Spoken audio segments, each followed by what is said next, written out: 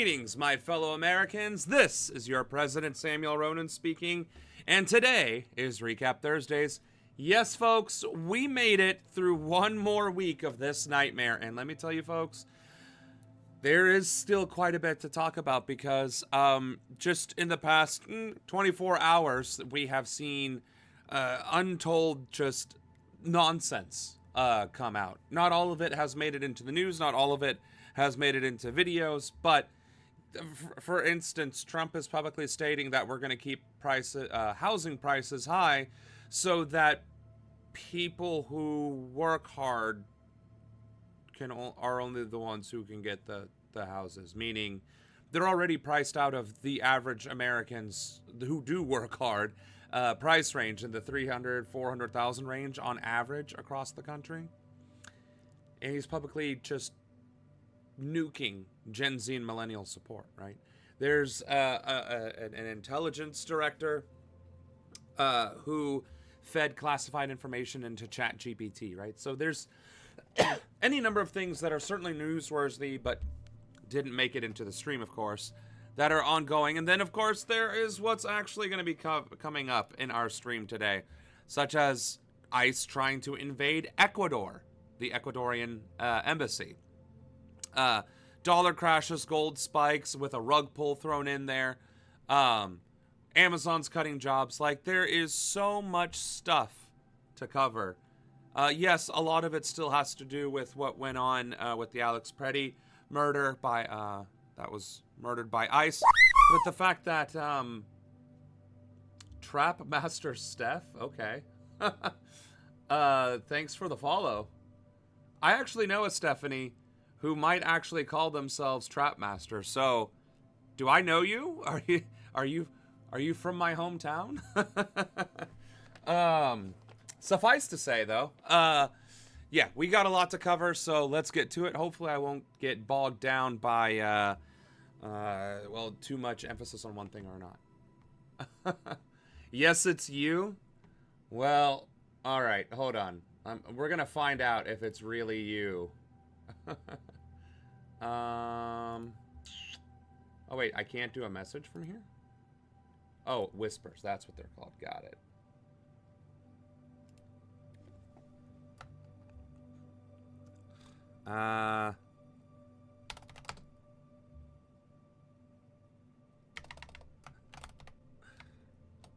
Yes, it's you. Yeah, see, I don't know now.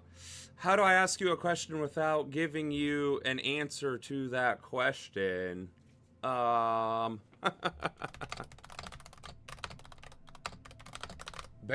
All right.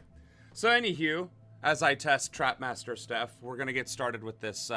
So, again, we're going to start with ICE protests from all the way down to Dallas, Texas, and Cleveland, Ohio, and, well, everything else besides, right? So.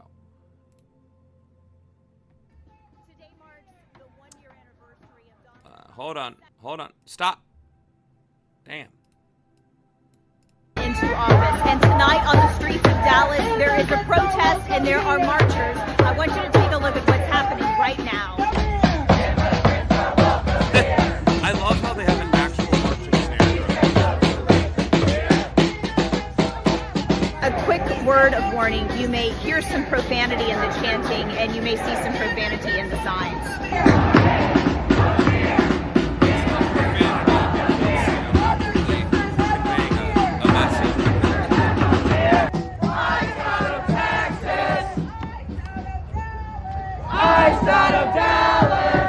So the march has now ended and the rally has returned to Dallas City Hall. There were several hundred people who took part tonight. They marched for about an hour or so. It was peaceful, and that's the most important thing to note. No, it's really not the most important thing to note because, quite frankly, peaceful protests have been met with violence by ICE in the first place. So what's notable is that ICE didn't come in and tear gas and assault these protesters, because that is what has been done at every other ICE protest, especially where there's a large presence. Here at home, this was another night of demonstrations over immigration enforcement. Our Krista Moran covered a demonstration in Public Square tonight joined us here in the studio with that story. Kristen, good evening to you. Russ and Lena, good evening to you both. Well, there were hundreds of people out there who braved freezing temperatures and even a little bit of a snow squall moving through downtown, all to protest ICE and stand in solidarity with the Minneapolis community. No justice! No peace! In the heart of Public Square, hundreds came together to protest ICE. What's going on across America is just crazy. We need to abolish ICE, and we just need to have humanity for our fellow person is what I'm here for. We will not put up with ICE! We will not put up with ICE! Tuesday night's protests followed outrage over the fatal shootings of Renee Good and Alex Preddy by immigration agents in Minneapolis. I'm just here to try to let my voice be heard and just let the people of Minnesota, Renee Good, Petty, all of everybody just know that we're here with you in spirit and body. And we love you guys, and we're sorry for the tragedies. I just don't know how many more killings it's going to take before people give in. Demonstrators traveled from across Northeast Ohio to be here, including Nancy, who drove up from Akron. I'm here because the state of our nation is unacceptable to me. If I don't go out and stand on my feet and speak for the people who can't, then who's going to? And that right there, folks, that right there is why you should protest. That right there is what it means to stand up and fight for your democracy. Because if we don't do so, who will? And granted, the ideal would be that everybody in the country would have that same thought in the same moment and come out in droves with complete solidarity and universality. That's obviously not the reality, right? But that is why we come out. That is why we participate. That's why we do protests. That's why we organize. That's why we run for office. And that's why we get involved in politics. Because if we don't, politics gets involved with us and we have no say in it whatsoever. And that, ladies and gentlemen, is why it's extremely important to be involved and engaged. So, let's see. And then, speaking of Ohio, Springfield, Ohio, which is notable, you might remember Springfield, Ohio, because Trump and J.D. Vance targeted Springfield, Ohio, and its Haitian community, saying that they were eating cats and dogs, and among other heinous, racist accusations against them. Well, now, that community, which is also in my congressional district, is under threat of having ICE invade that city. So here's more about that. The city of Springfield is home to one of Ohio's largest Haitian communities, and tonight uncertainty is driving fear and questions. And WLWT Investigates has obtained an internal email sent to staff at Springfield City Schools. It's referencing a possible federal immigration enforcement operation. WLWT News 5's Karen Johnson live in Springfield for us tonight to explain. Hey there, Karen. Springfield, Ohio. It's home to a large Haitian community. We are here because our country is not doing well. We are here to work, to just raise our kids. But now, with temporary protected status set to expire February 3rd, many are bracing for what could come next. I think that it has been a constant fear among the community. WLWT Investigates obtained a copy of an email sent by Springfield City Schools Superintendent Robert Hill. He tells staff he recently met with state leaders, including Governor Mike DeWine, about an anticipated federal immigration enforcement initiative that may begin on February 4th and continue for approximately 30 days. The email also states federal authorities have identified individuals with removal orders in Springfield with discretion to detain others lacking lawful status. During last night's city commission meeting, mind you, the federal government is planning on invading Springfield, Ohio, the day after protections expire for an entire class of people that fled their home country and were promised protection and asylum in this country. So it's a rug pull, leaving these people exposed legally, but also, I mean, literally exposed. and are then going to follow through with bringing stormtroopers to Springfield, Ohio to terrorize and mass arrest the entire Somali population after this government betrayed them and this government removed their legal status just so they could make them illegal. Again, which is disturbing to say, but even the Nazis didn't do that to the Jewish population. They just, granted, they just started targeting them outright, but it's not like they just picked a new class every month or two after rug pulling their legal status. They just started targeting everybody. We are maliciously targeting and preemptively reclassifying legal statuses of immigrants just so we can then kidnap and traffic them, so that we can occupy American cities, terrorize American communities, and yes, violently assault Americans exercising their rights, rightfully against this regime. So, to say that this surge that's occurring in Springfield, or that may occur in Springfield, is anything other than an invasion is patently, blatantly false. There is nothing else that this could be other than an invasion by our own government in our own communities. And the timing of it is the evidence. The Somali legal status expires on the 3rd, and then ICE is going to show up on the 4th? Meanwhile, the school boards has to meet with the governor has to talk to all of their people just to figure out what, if anything, can be done about this potential invasion. And of course, the answer is there's a shit ton that can be done. One, you could refuse them entry, right? You could straight up refuse them entry. The other thing you could do is mobilize the National Guard to stand against ICE, which of course they would never do. The governor would never order the Guard to do that. The Guard themselves might, which we have been seeing in Minneapolis, but suffice to say there are more than one way to skin the cat. But because of the timing, and because of the very real threat that ICE agents bring wherever they go, this is a not subtle threat.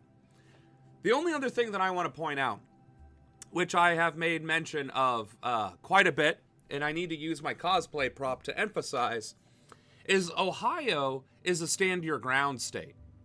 So, that means there are going to be plenty of Ohioans in Springfield, Ohio, which is a more rural city than anything else, are probably going to be armed. Leftists, right, conservatives, whatever, right? And they are not going to tolerate door-to-door knocking, door-to-door invasions of their communities. They're just not going to tolerate it. They are going to shoot first and ask questions later. That is a fact. There are plenty of rednecks in Ohio that are waiting for the day. And the problem is, once we exercise our rights in Ohio, this regime will use that excuse to bring actual force like the military or federalizing the National Guard to do military occupation, literal martial law. So here's the problem. Ohio is a stand-your-ground state, right? We have the right to defend ourselves or others if we feel that our life, eyesight, or limb are in imminent danger. So, that whole George Floyd having his neck leaned on, had that been happening in Ohio, a citizen could have shot the cop to save George Floyd's life. Now, but Sam, just because you can do something doesn't mean you're going to be able to defend it. Sure, you're right. We have the legal right to use lethal force in defense of someone else. We have that right in Ohio. Granted, we have that right all across the country. It's called the Second Amendment. That being said, if we exercise that right, do we have the means to defend ourselves in a court of law? And the answer is probably no, which is true. That is also fair. So the question is, are you willing to become the next Luigi Mangione, except instead of taking out health insurance CEOs. It'll be in defense of your neighbors and taking out the Gestapo. And honestly, that's the question that is on everybody's lips, at the tip of everybody's tongue. When or if is this finally going to happen? Because it's an inevitability. At some point, ICE is going to cross the path of the one person or the group of people who are not going to allow them to kick down doors and arbitrarily kidnap people and then traffic them out of the state. So, all of that is to paint the very real picture that ICE brings chaos, fear, and violence wherever it goes, which makes it a domestic terrorist organization and therefore needs to be abolished, and every single member, every single agent, I don't give a damn if it's the payroll clerk, needs to be charged accordingly all the way up the chain of command. And that is why we must be vehemently against ICE anywhere in the country. That is why these elected officials are meeting and collaborating and trying to figure out solutions to these problems, and why the fecklessness of our governor, among other individuals who are doing very little to stem this tide of chaos and fear, need to be removed from office. Because that level of cowardice is exactly what our founding fathers were fighting against during our Revolutionary War.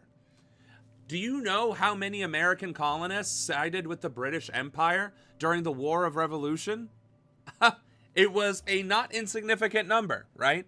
So those same redcoat supporters are alive and well today in support of ICE and this regime. Just to put all of that into context. A handful of residents expressed concern. I am quite concerned about ICE and Border Patrol coming to our community. We could be on the precipice of a very, very dangerous and ugly situation. Mayor Rob Rue urged residents to avoid speculation. At this time, there is no confirmed information regarding immigration enforcement activity. Yeah, but that's the problem. There's no confirmation. ICE just fucking shows up. They announce it the day before and then they're there. That's literally what's been happening all across the country. They don't give you weeks in advance notice. Activity in our community. Governor Mike DeWine's office also told us today it has received no confirmation from federal immigration authorities regarding ICE enforcement actions in Springfield. For families under TPS, the wait itself is difficult. They saw it happening elsewhere in the country, and they are afraid that it will be happening here too. And supporters of federal immigration enforcement, although less vocal here in Springfield, they do say ICE should be here, allowed to be here, and do its job. See, that's not good journalism. Like, that's really not reporting. You don't need to say that the side that wants to have violence and chaos here is fully throated supporting it. That's a given. Why the hell would you give them a platform or even an ounce of your time as if it was a credible thing to say? Like, that's what really grinds my gears with all of this discourse, is that all the reporters bend over backwards to give equal credit and value and weight to the words and opinions of objectively bad and wrong individuals. I don't understand that. That to me is not objective journalism. That is trying to play devil's advocate with fascism on the one hand and democracy on the other. Reporting live in Springfield tonight, Karen Johnson, WLWT News 5. Yeah, Karen, something like this sure to get a lot of attention, but what was the purpose of the superintendent's email? Yeah, and Chris, I actually, people are wondering, they want to read it. I just posted it on my social media. Basically, it was a superintendent informing staff that should, if ICE does come here, they want to maintain some kind of normalcy inside the schools. Basically, he wants to maintain a safe and normal operations within the school. Again, go to my Facebook to read the letter in its entirety. Okay, what? So, hey, the Gestapo is going to come into town and we're going to still let your kids come to public school where ICE has been known to invade with weapons and kidnap children from the pickup lanes? So this superintendent is fully prepared and willing and looking forward to allowing armed terrorists on our school grounds. Are you fucking serious right now? I guess we would need to pull up the letter. Let's see. Springfield Superintendent letter to students.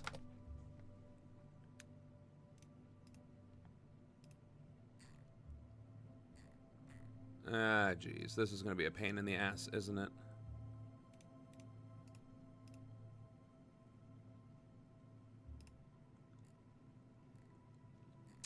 So, is it going to be on her social media?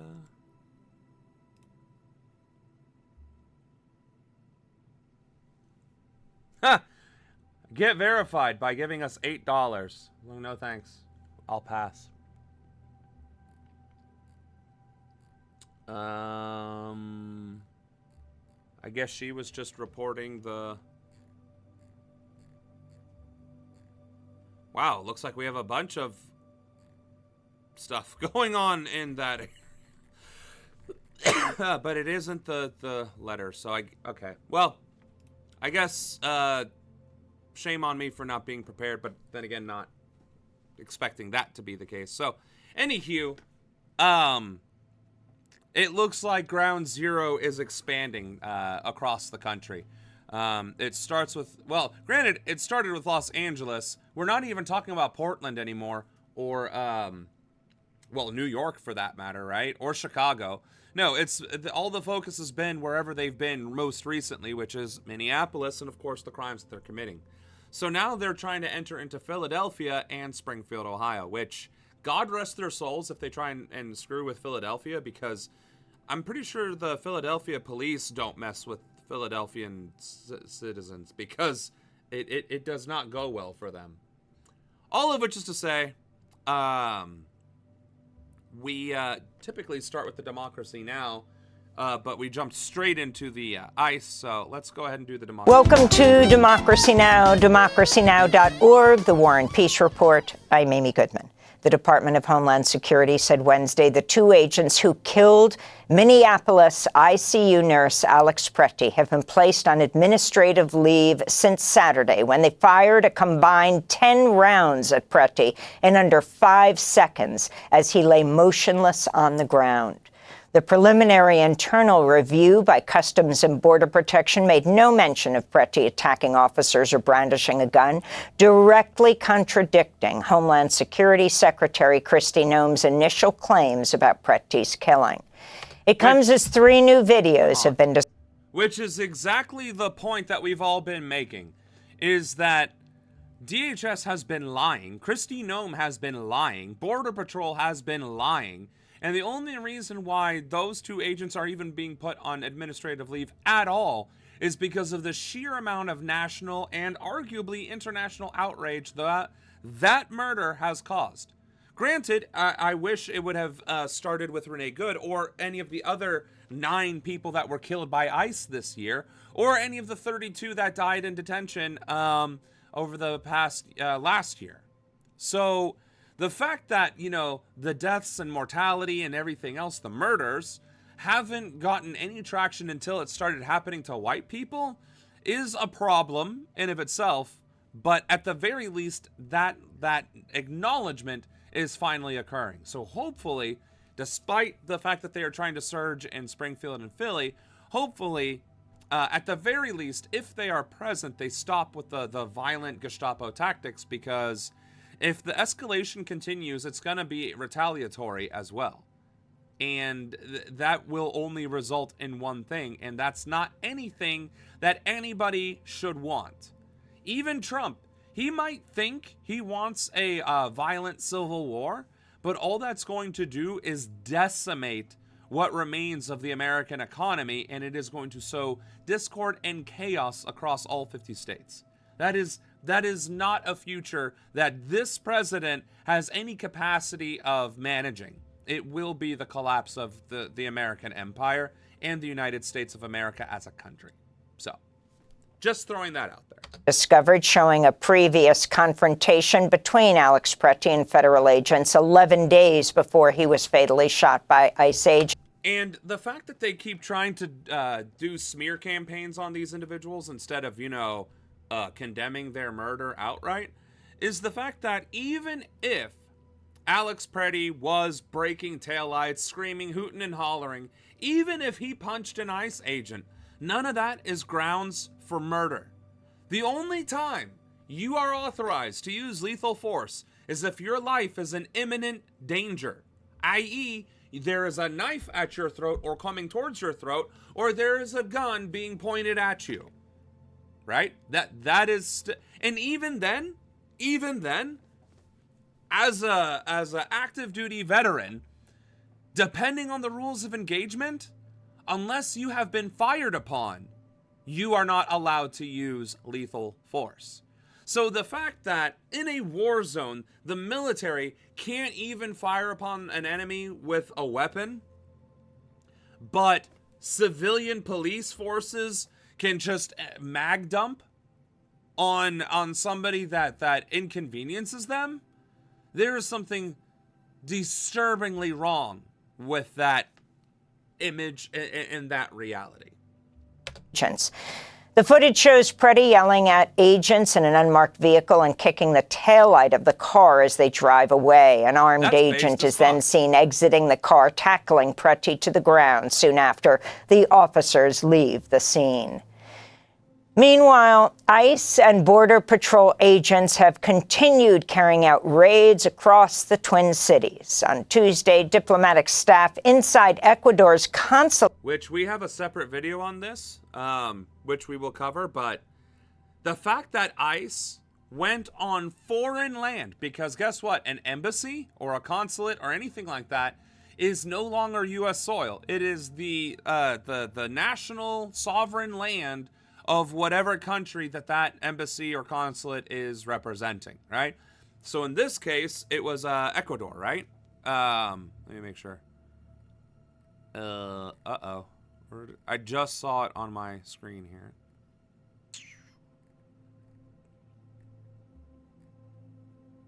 Great, now I look foolish. Where the hell did that video go? Is it not? Did you accidentally remove it? Am I dumb? Am I blind?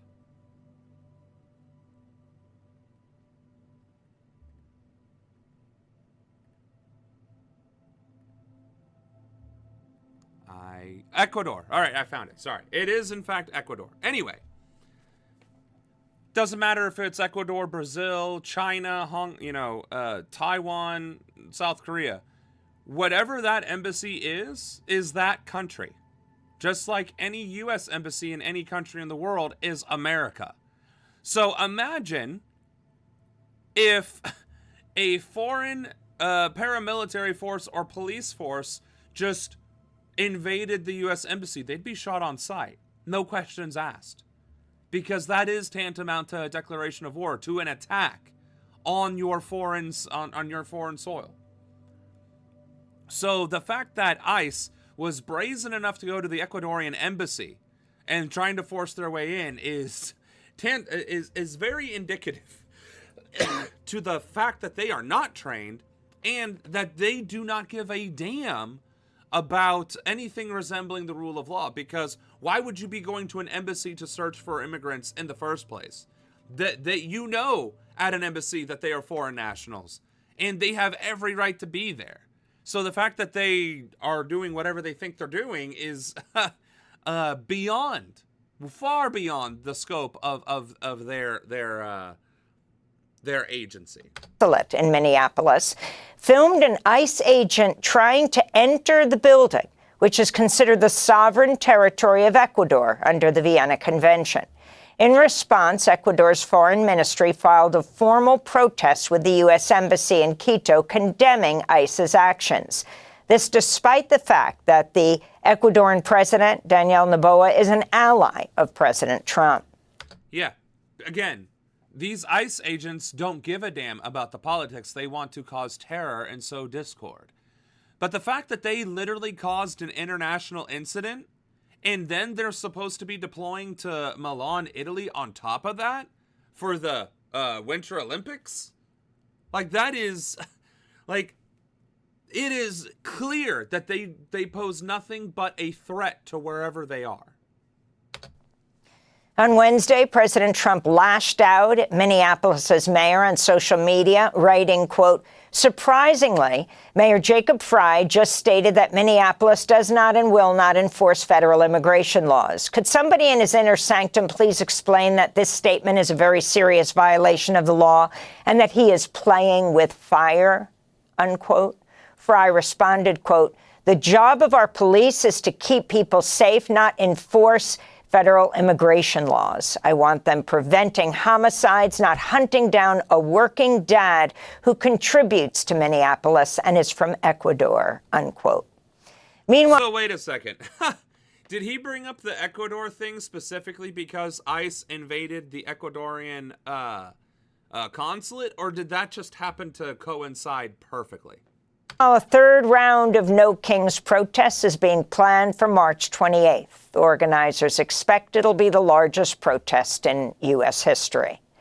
Earlier today, Democratic... All right, I do have to comment on the No Kings thing, though. The organizers who are in charge of the No Kings should be focusing on coordinating a general strike, because the general strike actually has teeth. A No Kings march, which is an authorized assembly, isn't really going to be a deterrent to this administration, this regime. And the fact is, holding No Kings marches every couple of months for one day wouldn't deter a regime regardless, because it's very sporadic and very limited. Doesn't matter how many people show up to it, right? Whereas a sustained general strike across every single industry in every single state, that disrupts the entire economy. That disrupts government infrastructure. That brings everything to a screeching halt and forces people to resign, step down, or comply with public demand. So a more useful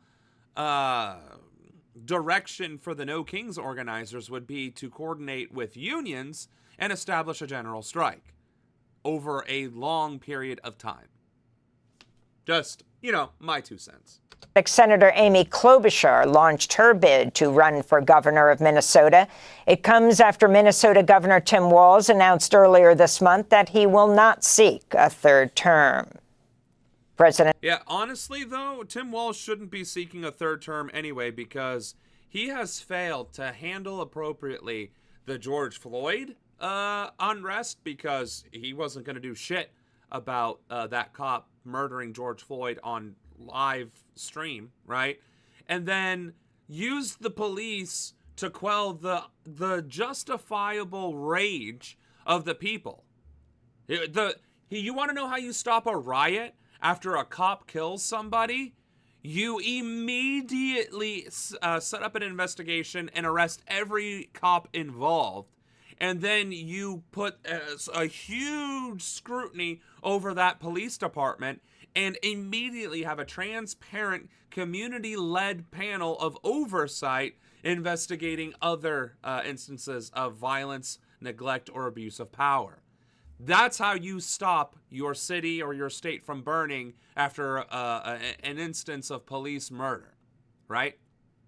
But what did he do? No, he rallied the troops and sent them at the protesters and used all of their tear gas canisters and lost the entire game until protesters' rage finally fizzled out.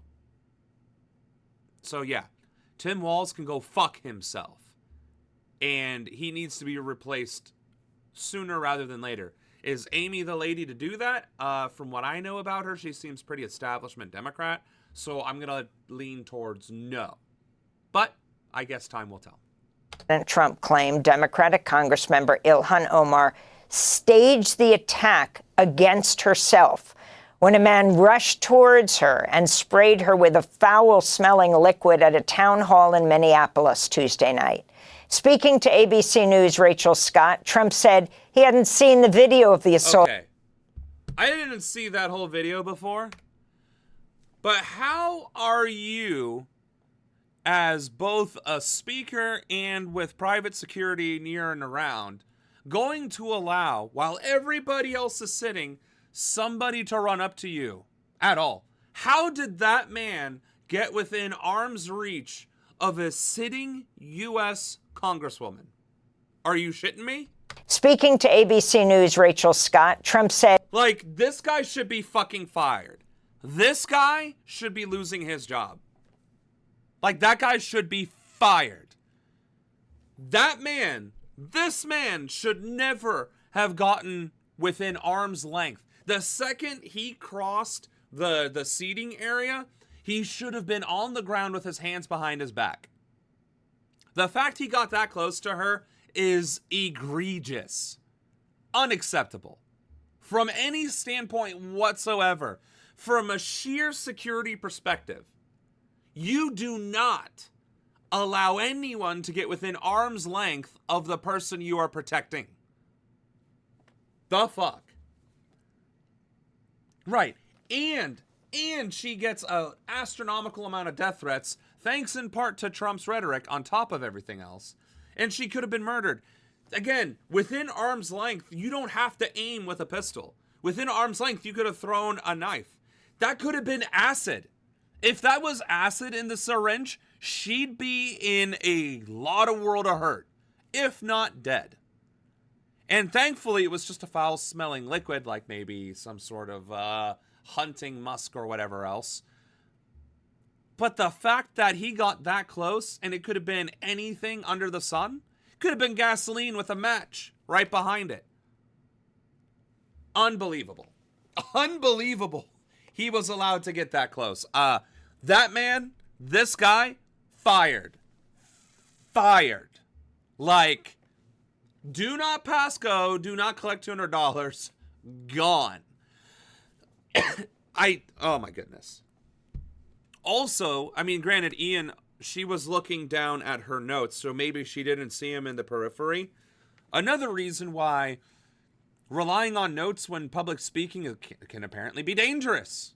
Which, I get it. I would probably want notes too if I was doing a formal town hall, so I could be like, all right, folks, welcome to the town hall. I'm your Congressman Samuel Ronan. I know not everybody here likes me, but there's a few things I'd like to share with you, so I apologize for not giving you my full attention. I do need to reference my notes. I'm looking at my notes. But even so, and even though that I'm wearing glasses, you would have... It was straight towards her, right? If you aren't noticing somebody approaching, like, I don't know, man. Also, like, he was wearing a swishy jacket. You didn't hear him coming towards you? I don't know. If I hear footsteps approaching me while speaking in a presumably otherwise quiet room, I'm gonna look up. At the very least, I'm gonna do one of these notes, right? I'm gonna be like one of those. And then when I see somebody approaching me like that, I mean, she was ready to throw hands, don't get me wrong, in this very next clip, but like, he should have never gotten that close. Never. He hadn't seen the video of the assault, saying, quote, I don't think about her. I think she's a fraud. She probably had herself sprayed knowing her, unquote.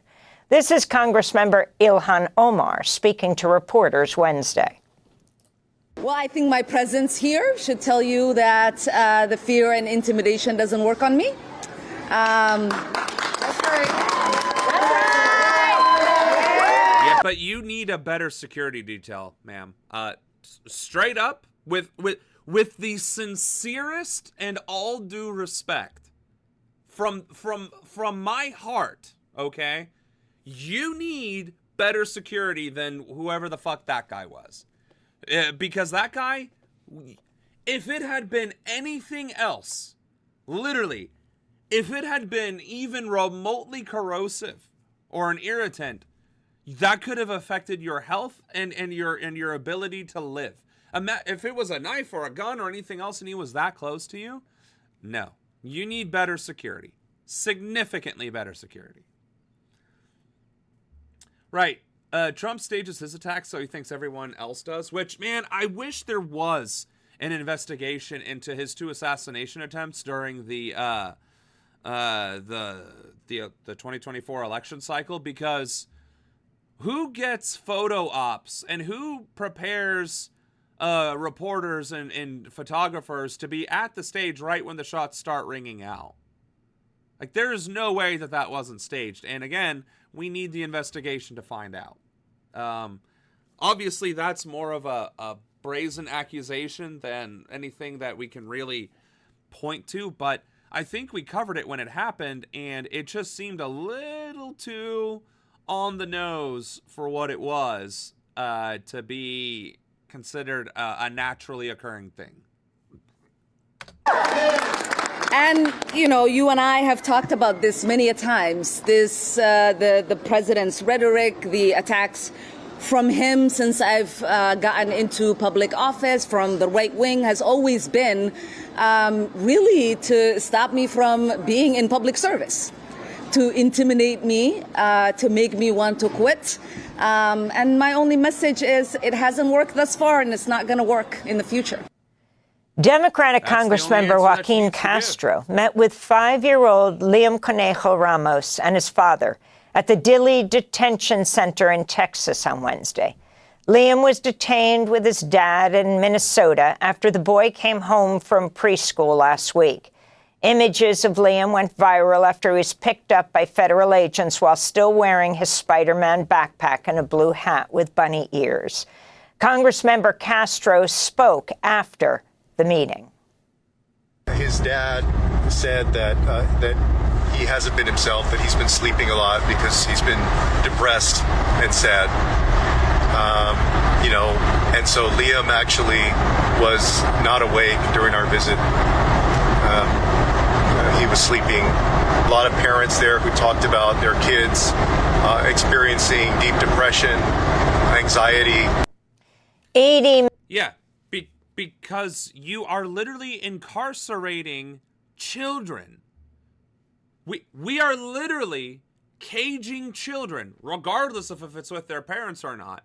We are putting children in cages under God knows what circumstances, because the only reason why he was able to see them was because it was a very specifically set up holding or meeting center. It's not like Castro got to go into the facility and take a look around and see what it's all about.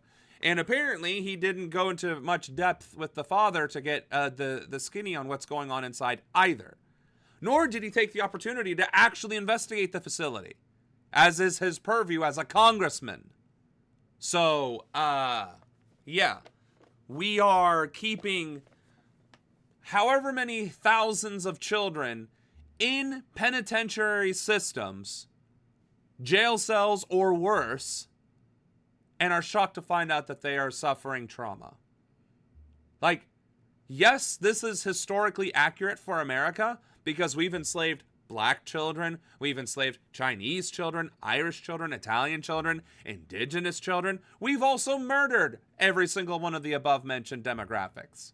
As a country, as policy of this country. But that was hundreds of years ago, right? Right? Wrong. That is over the course of centuries up to and including today. This is who we are. This is who we have been.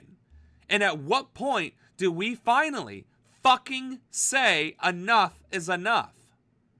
Because as far as I'm concerned, it was enough the first time we did it 250 years ago, or even further back when we were still colonies. The fact that it still persists today fills me with bile. It makes me want to vomit. It also makes me want to scream and rage and be aggressive. So I don't understand how 279,000 viewers can watch this and just not be outraged. I don't know how every American who hears this on the news just listens to it and then clicks on to the next channel without being deeply disturbed. This is deeply disturbing, disgusting. It is reprehensible. We have all the empathy in the world for Holocaust victims 80 years ago, but watching it happen to Palestinians and Hispanic children of today, and we don't give a flying fuck. That's a fucking problem. Yeah. Your comments about the his ear magically healing and so on and so forth. Yeah. Members of Congress, led by Texas Democratic Congressmember Greg Casar and Democratic Senator Elizabeth Warren, are demanding that Ana Lucia Lopez Beosa be allowed to return to the United States after the Trump administration admitted she was mistakenly deported to Honduras. She's a student at Babson College, was detained and deported while traveling home to Austin to visit her family for a surprise for Thanksgiving. Meanwhile, a federal judge ruled on Monday that DHS can continue to insist that lawmakers provide a week's notice before visiting. Okay, so DHS admits they wrongly deport somebody and then they still don't do anything about it, right? Okay, so that's bad enough. But now you're telling me that that we have judges saying that ICE can insist on a week of notice before arriving at a detention center? Do you know how easy it is in modern times to clean up even a large facility in 7 days? You could literally hire professional cleaning crews at exorbitant rates and have them clean up all the blood and grime and gore from the entire facility and make it look like a pristine Ivy League college dorm, right? The whole point of congressional inspections is to see how they operate in the day-to-day and to reveal the truth of what's happening behind those doors. And the fact that a judge, I'm telling you right now, when I'm in Congress, I'm giving no notice. And I'm bringing the U.S. Marshals or whoever I need to bring with me. I don't care if I have to hire security or put out a notice on Craigslist for a few good old boys to join me. Because I am not giving these Nazis a chance to clean up their concentration camp and make Auschwitz look habitable while people suffer. Absolutely fucking not. Immigration detention facilities. Last week, Democratic Senator Cory Booker introduced a bill to end the use of private for-profit detention facilities to jail immigrants. We'll speak with New Jersey Congressmember LaMonica McIver later in the broadcast. In Texas... Yeah, Cory Booker filing a bill to stop profiting off of this, again, defeats the purpose. We shouldn't be using detention centers for migrants in the first place, because we shouldn't be engaging in these horrible, inhumane practices to begin with. Because something, never again? Something, we won World War II? Like, why are we engaging in these tactics at all? That's the problem. And Cory Booker is like, oh, we just shouldn't allow for-profit prisons to exist. No, motherfucker, we shouldn't be doing this at all. It shouldn't be happening on military bases, and it shouldn't be happening on existing federal or state prisons either. It just shouldn't be happening. We should not be treating immigrants or civilians of any denomination like this at all, because it's inhumane. Period. Right, exactly. Now he's worried about it because it's a Republican president. But yeah, we had for-profit detention centers under Obama. And for-profit prisons since what, Reagan? If not longer. Actually, no. Ever since the end of slavery, we had for-profit prisons because the South didn't want to get rid of its prison or its slave labor, so they turned it into prison labor instead. So no, we've had for-profit prisons since at least the end of the Civil War. So yeah. What am I saying? Several prisoners at an ICE jail on the Fort Bliss military base have tested. Right, like I just said, why do we have detainees on a military installation? Why is the military aiding and abetting crimes against humanity? Testified they heard Cuban immigrant Geraldo Linas Campos pleading for medication shortly before guards tackled him to the ground. One of the witnesses said in a sworn... So the U.S. military is aiding and abetting in the murder of illegally arrested and detained migrants and possibly American citizens on their own bases. So that makes it an actual war crime, because the military has a mandate to ensure prisoners are fed, clothed, and treated humanely, including having access to medication. Court declaration, he heard a guard tell Lunas Campos, quote, "Shut up or we're going to make you faint," unquote. He added, quote, "The last thing I heard was Geraldo speak in a voice that sounded like he couldn't breathe. He said, 'Let go of me. You're asphyxiating me,' unquote." ICE claimed the 55-year-old father of 4 died while staff were attempting to save him after he attempted suicide. But an autopsy found Campos died from asphyxiation due to neck and torso compression. And the Associated Press reports a witness saw Lunas Campos handcuffed as at least 5 guards held him down while one put an arm around his neck and squeezed until he was unconscious. Which, I mean, it's beating, well, I shouldn't use that turn of phrase. It's obviously a broken record at this point. ICE agents shouldn't be doing this. Police shouldn't be doing this either, because it's banned. Chokeholds, there are such things as illegal chokeholds. On top of that, DHS is lying. ICE is lying. Everybody is lying about what happened. And now the autopsy reveals what we knew from the very beginning, which is that he was murdered. And what are the repercussions? What are the ramifications? Are they widespread, or are they being treated as isolated incidences within a greater scope, when the entire agency is conducting these atrocities at large?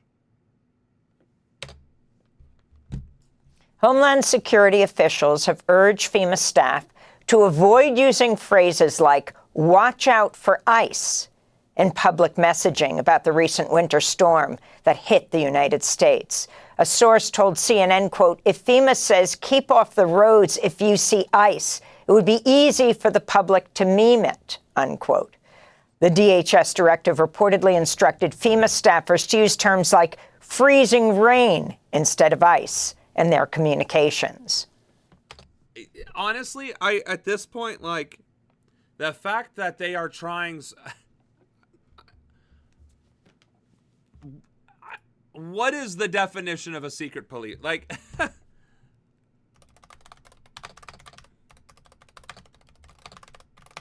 maybe. Okay, that's... Thank you, dictionary. Let's try the Wikipedia. Government agencies that operate as secret services engaging in covert ops against the government's political, ideological, or social opponents and dissidents. Secret police orgs are characteristic of police states governed by authoritarian and totalitarian regimes. They protect the political power of a dictator or regime and often operate outside the law to repress dissidents and weaken political opposition, frequently using violence. They may enjoy legal sanction to hold and charge suspects without ever identifying their organization. So, I think by that definition, we can clearly state that ICE is a secret police force, and that they are using actions and activities to protect the political power of dictators and the regime by literally threatening other agencies and literally invading our communities and threatening more violence if we don't comply with the other elements of the regime's demands. So the fact that ICE is telling FEMA to not talk about ICE? Like, are you serious? How much of a stretch do you have to make? Like, how paranoid do you have to be to make that connection? Senate Democrats are threatening to block funding for the Department of Homeland Security if the current government spending bill does not include reforms aimed at ICE agents. Senate Minority Leader Chuck Schumer is calling for the DHS funding bill to be rewritten and voted on separately. But Republicans have signaled they won't call for a separate vote on DHS funding. If the Senate fails to pass a federal spending bill, the government will partially shut down Saturday. I'm under the impression, though, that the Democrats bent over backwards to shoot themselves in the foot and actually made a deal.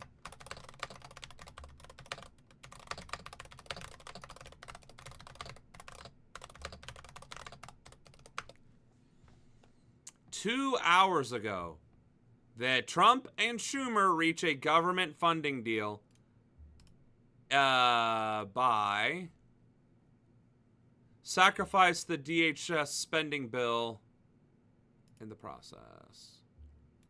Are we going to get paywalled every fucking time?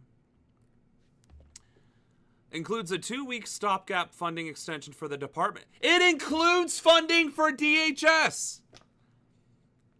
It also separates the DHS bill from a package of bipartisan spending bills to fund critical agencies through September, including the Department of Defense, which just got a $1.5 trillion budget, Health and Human Services, which is literally dismantling the FDA and other health protections, Labor, Education, Transportation, Housing, and Urban Development, which the leadership in each of those departments are also dismantling the protections and provisions for society.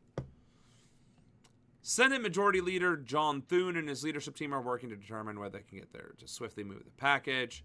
The deal signals that GOP leaders ultimately move towards the demands, stripping the bill from the larger funding package. Okay, so so the main bill got moved, but DHS is still somewhat funded, which, okay. Outstanding. The FBI... And that's why we have Recap Thursdays. This was 9 hours ago, so it was probably recorded 11 or 12 hours ago. That much has changed in a single day. That an active news agency like Democracy Now! Is actually behind by the time it airs. Because the political shifts can occur literally within hours. Hell, for all we know, we could have breaking news in the middle of this stream, which has happened to us repeatedly when we were attempting to play video games as part of, being on Twitch, which is known for video game streaming. We had the first Iran-Israel conflict interrupt one of our games, the ceasefire. I believe there were several other instances involving Russia and Ukraine that interrupted our streams, and we had to cover the breaking news. So we decided, screw it, I guess we're just going to do Recap Thursdays and cover whatever we can cover. So, just to point out how batshit the political environment has been lately, or at least recently. Raided the election office in Georgia's Fulton County Wednesday, seeking computers and ballots related to the 2020 election. Reuters confirmed that Director of National Intelligence Tulsi Gabbard visited the site of the search. President Trump continues to falsely claim his 2020 election defeat was the result of widespread voting fraud and has repeatedly targeted Fulton County officials. The FBI raid. So that's the question. Why is he targeting Fulton County specifically? Like, if he lost the election, one county wasn't the reason why. You know what I'm saying? Secondly, why was Tulsi Gabbard there? The Director of National Intelligence. Seems to me like we're about to manufacture some lies and trying to set the precedent of erasing a former president's entire administration and legislative agenda. Which is funny because if they pull this off, it can be done to them as well, which it fucking will be when I assume the office of the presidency on January 21st, 2029. So, things to look forward to. Things change from when I put the vids on the playlist in the afternoon to the time I start streaming. Oh my god. That sucks. That sucks because you can't even do a one and done for the video playlist.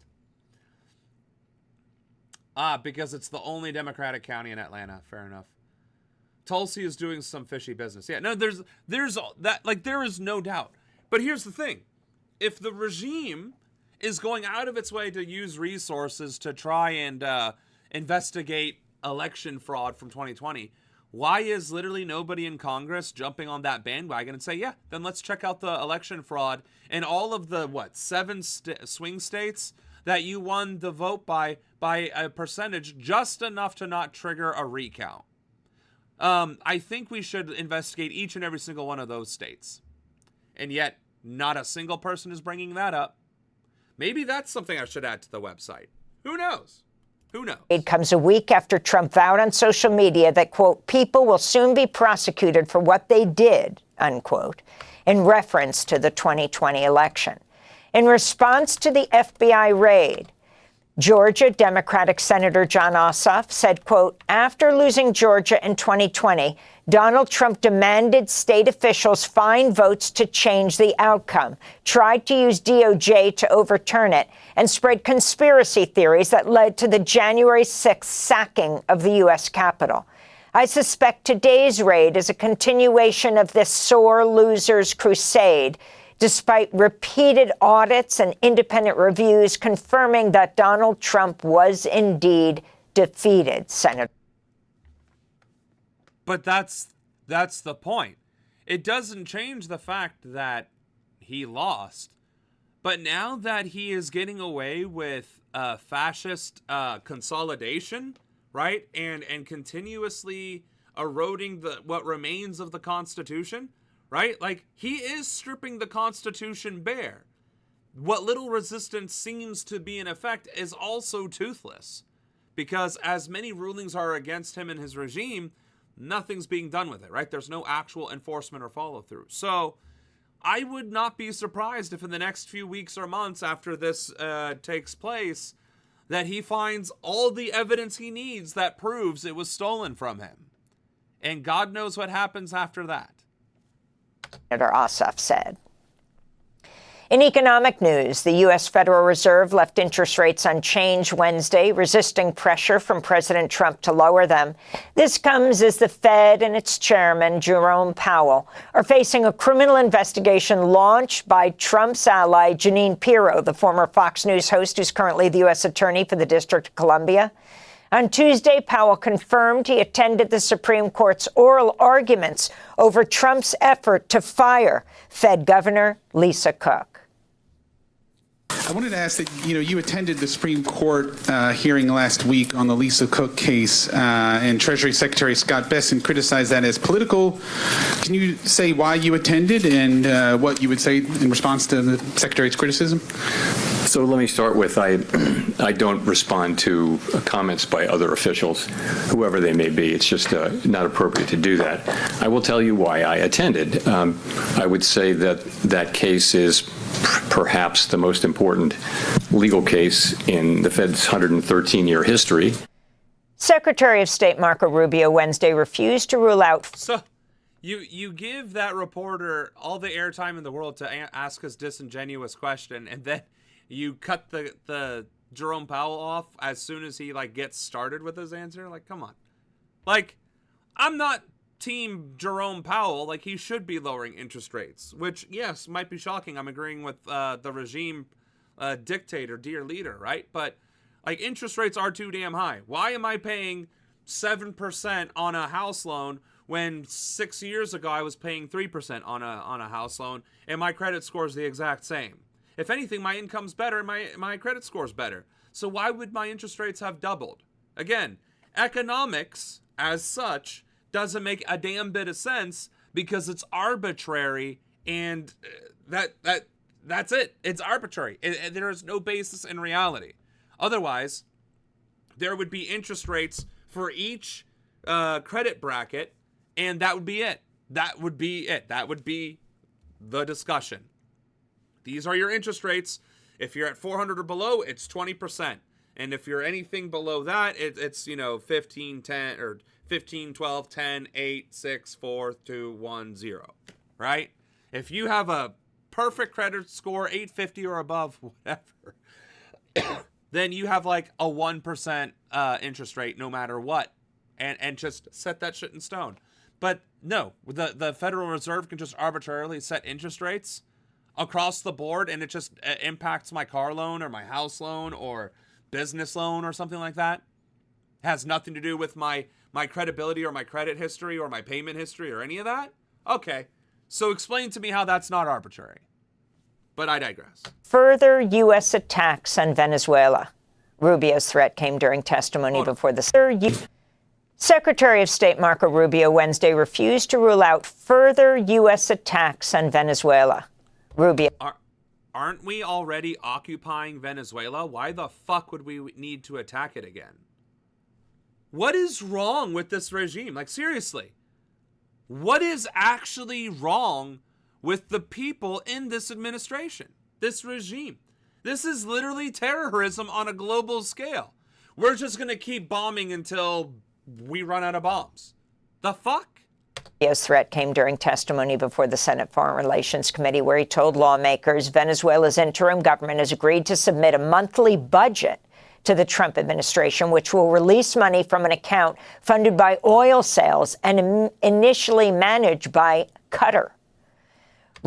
So he's being investigated for the money laundering of Venezuelan oil going into a Qatar account, which there's no way to know who it actually belongs to. And he's then going to follow that up with, and we'll bomb the shit out of them if we don't like the spending bill that they give us. Rubio's testimony was interrupted by the Venezuelan American activist Leonardo Flores with the anti-war group Code Pink. The sanctions on Venezuela are collective punishment of civilians. That's a war crime. He's committed at least 4 war crimes since this operation started in August.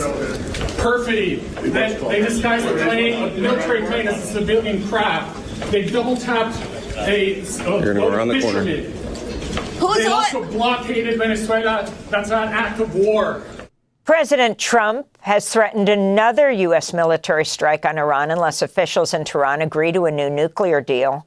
On Wednesday, Trump wrote on social media, a massive armada is heading to Iran and is prepared to move, quote, with speed and violence if necessary. Trump added, quote, time is running out. It's truly of the essence, unquote. Iran's foreign minister promised to respond immediately and powerfully to any possible U.S. attack. Following Trump's threats, European Union foreign ministers imposed new sanctions on Iran, citing the government's violent crackdown on recent protests.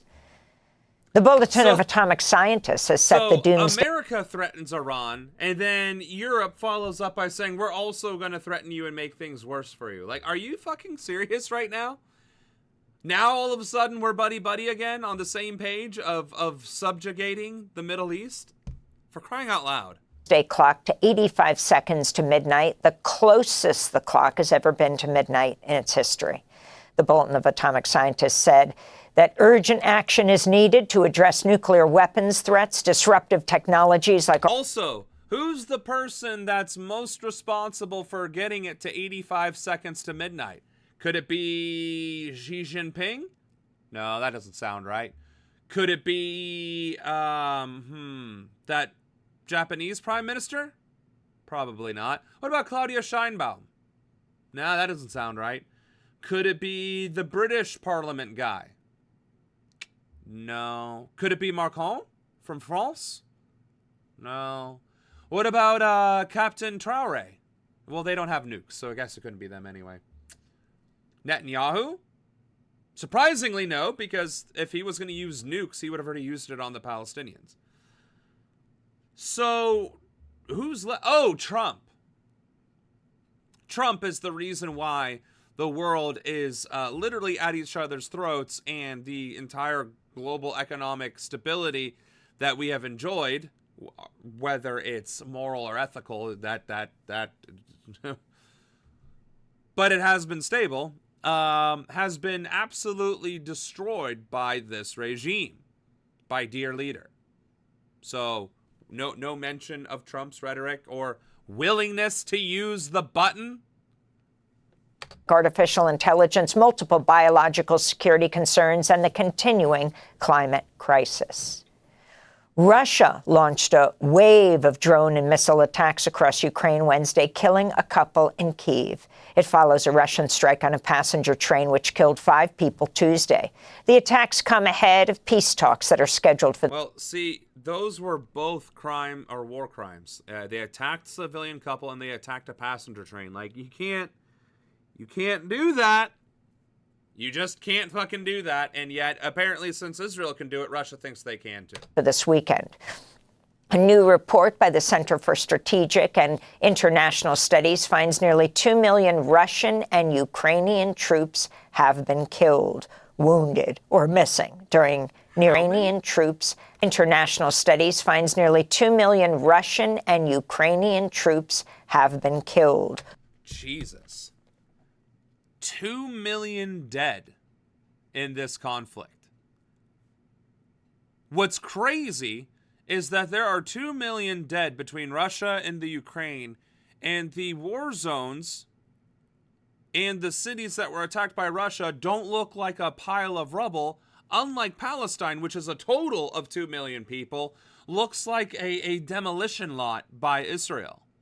So, although Russia is committing war crimes, and I'm sure Ukraine is too, somehow the casualties of war have been mostly relegated to combatants without massive destruction of civilian infrastructure. Crazy how that fucking works. Wounded or missing during nearly 4 years of war. Spain's announced it's offering legal amnesty to nearly 500,000 undocumented immigrants and asylum seekers in Spain. Immigrants will be granted up to 1 year of legal residency as well as permission to work. Foreign nationals who arrived in Spain before December 31st, 2025 must prove they've been living in the country for at least 5 months to be eligible and prove that they have no criminal record. Which, surprisingly, is the right way to handle this situation. Granted, we could go even further and do blanket amnesty and give every immigrant in the country a chance to earn their keep. I mean, there's still the question of ethics, like, okay, they're here already anyway, why do they need to prove anything? Let's just give them papers and call it a day, right? And if they're committing crimes or have a criminal record, then let's address that then. But it is so far the only country that I know of, that we have covered at the very least, that has treated the immigration crisis from a humanitarian standpoint rather than whatever the fuck it is every other country is doing, trying to outdo each other with Nazi-style tactics. So good on Spain. Honestly, I only have the critique on how far it goes. But I applaud the fact that they approached it from a humanitarian standpoint. That is unbelievably amazing in a world that has lost its fucking mind. Dozens of people have died nationwide due to extreme cold weather conditions. CBS News confirmed at least 60 deaths due to the winter storm that swept large parts of the U.S. Here in New York City, at least 10 people were found dead outside during dangerously cold temperatures. According to New York City police, 8 men and 2 women were found in front of homes near busy intersections outside a hospital and next to a supermarket. So the dead, which we're not addressing, were they homeless? Because they were probably homeless. Chances are they were homeless. We're not addressing that. Why? Why are we not addressing that? And secondly, we're also not discussing why we're having such ridiculously cold, harsh winter storms at all. Because we haven't had this kind of climate for 30 years. The last time it snowed this much in Ohio, I was a child. An actual, like, in elementary school child. So, why aren't we talking about the fact that the melting polar ice caps and the Arctic jet stream no longer being contained is exactly why we are getting cold waves in the northern hemisphere? Like, why aren't we talking about that? Why are we just reporting on this as if it is just this thing that just so happens to be happening? Because that's not how any of this works. So, and that's not even a legal thing. Like, you're not risking slander, right? Say it. Say that the people who died were homeless and talk about climate change. The science. The honest to God science of why we have cold drifts in waves. why it can be 60 degrees one day or for a few days and then 30 degrees the next because of the Arctic jet stream. And Bruce Springsteen has released a new song called Streets of Minneapolis, directly criticizing President Trump's immigration crackdown in Minneapolis. The lyrics cast ICE agents as, quote, King Trump's private army. This is a part of Streets of Minneapolis. Well, you know how sometimes music and lyrics and poetry and novel writing are supposed to be satirical or are supposed to be ambiguous as to who they are referencing?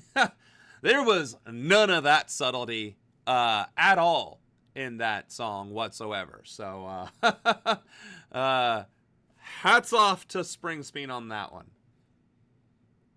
And yeah, the song was not his greatest.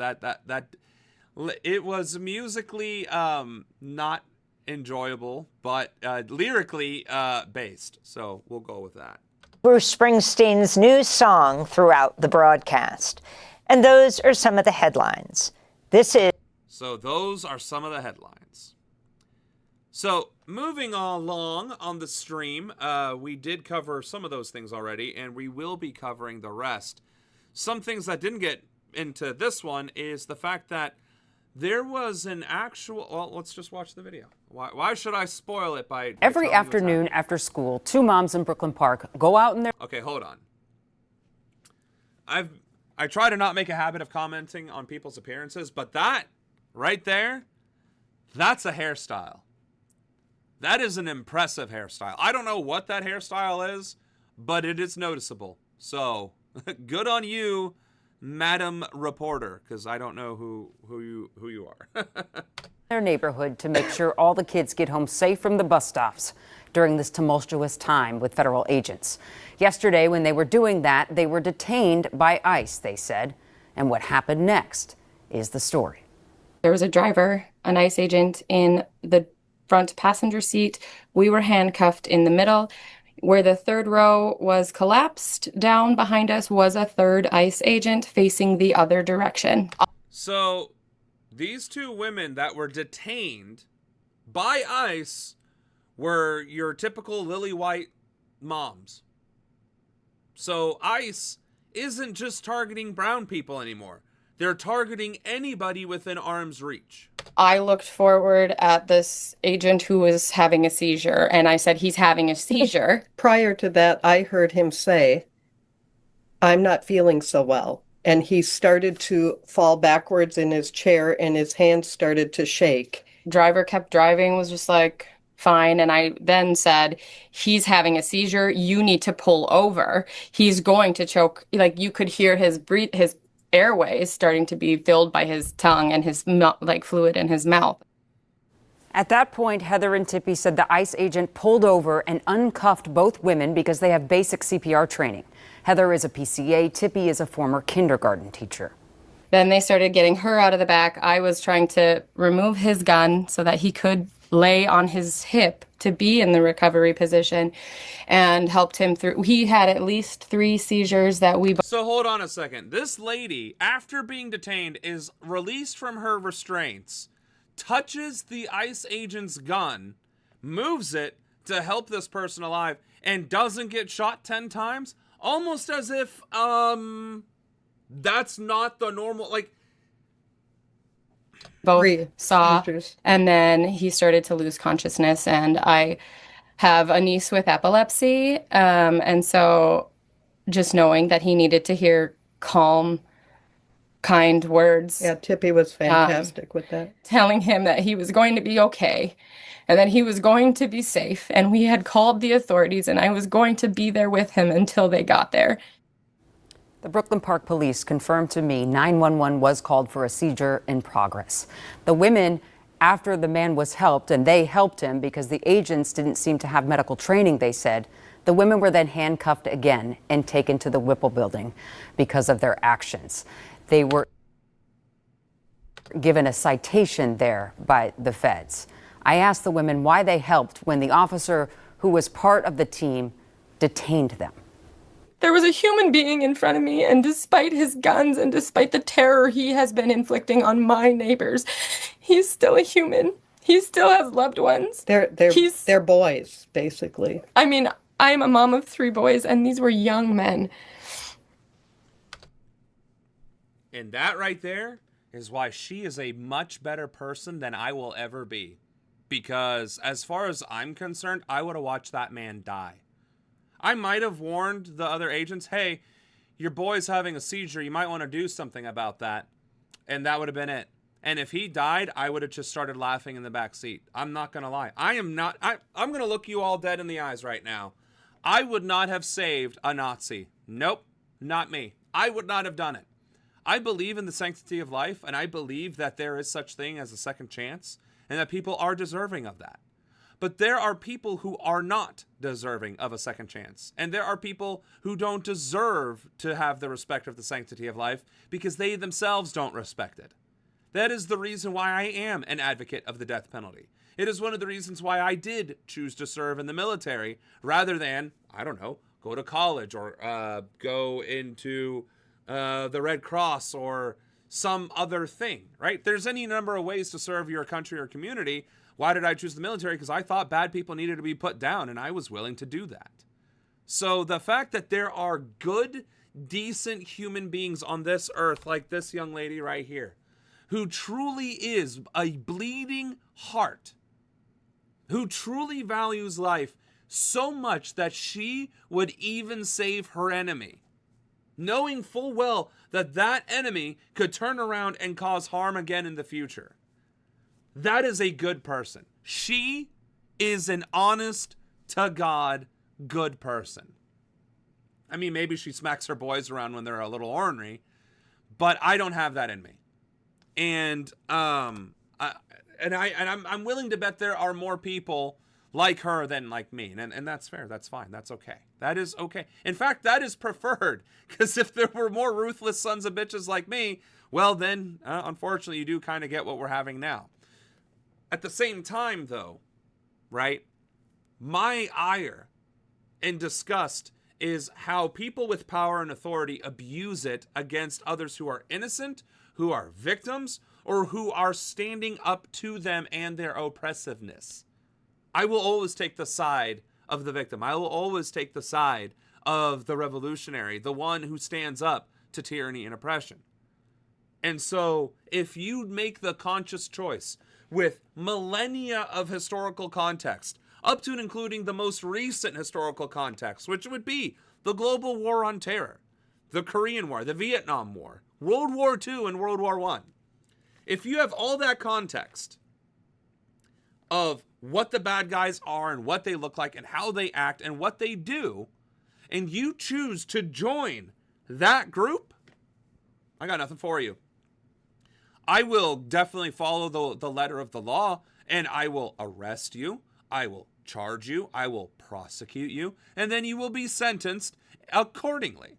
And if that just so happens to merit the death penalty, I would be more than happy to pull the goddamn trigger myself, or the lever, or push the button, whatever the case may be. So no, if you're an enemy combatant and you are threatening the lives of my people, or in this case my community, and you're dying in front of me, I have no obligation to render aid. One, I'm not active duty, so I don't think that's part of the rules of engagement anyway. I don't think you're expected.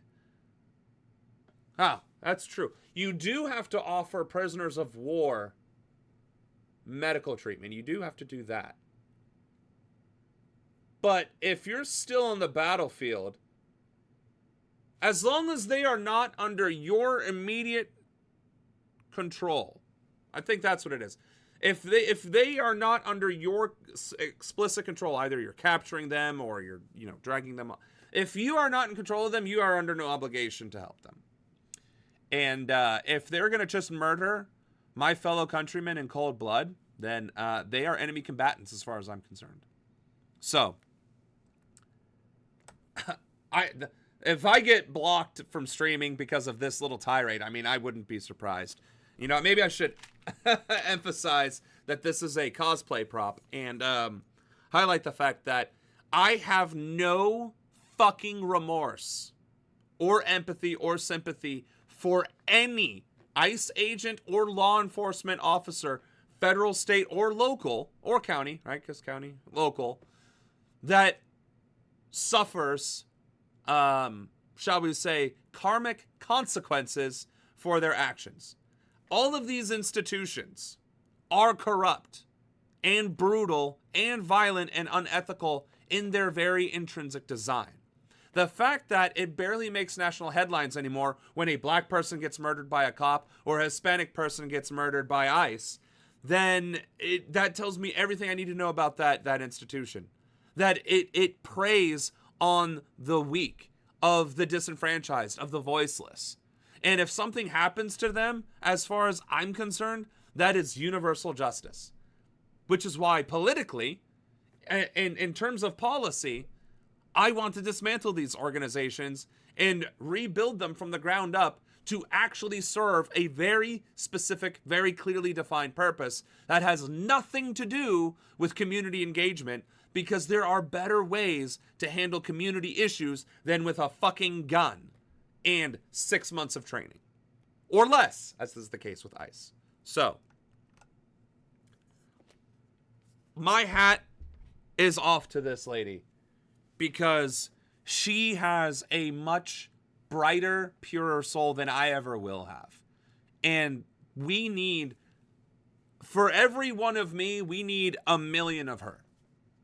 Like, if the world was comprised of her as a majority of the mindset of just people, for one, but of leadership and direction, management, whatever have you, if this kind of, I don't know, ethics, morality, ethos, if this was the dominant mindset that was in charge and making decisions, as well as just generally accepted in society, the world would be an infinitely better place.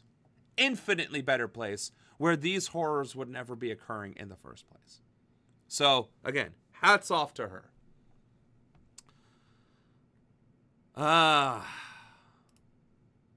Heartbroken and furious after ICE took one of his church members who just had a family member give birth. The senior minister at First Parish Congregational Church in Saco says last Friday, a member of the church, Makengo Nyeza, talked with him about how the church could support him and his family of 6. His wife had just given birth days earlier via C-section and was recovering from surgery. The Reverend says after their conversation, Nyeza went to pick up some things for his family, and on his way home, ICE took him. The Reverend says Nyeza and his wife had applied for and were granted asylum and were doing everything right. So, where are all of these conservative pieces of shit? Trump, J.D. Vance, Erica Kirk, I think Marco Rubio is beating that particular drum. Isn't Elon Musk also beating the drum of the war on Christians, of targeting Christians? ICE is literally targeting Christians as they are leaving church. So where's the fucking outcry? Literally, where is the outcry? Oh, I'm sorry. I guess Christians mean white male landowners with guns that lick the boots of empire. I'm sorry. It's not just anybody who actually practices the faith. My bad.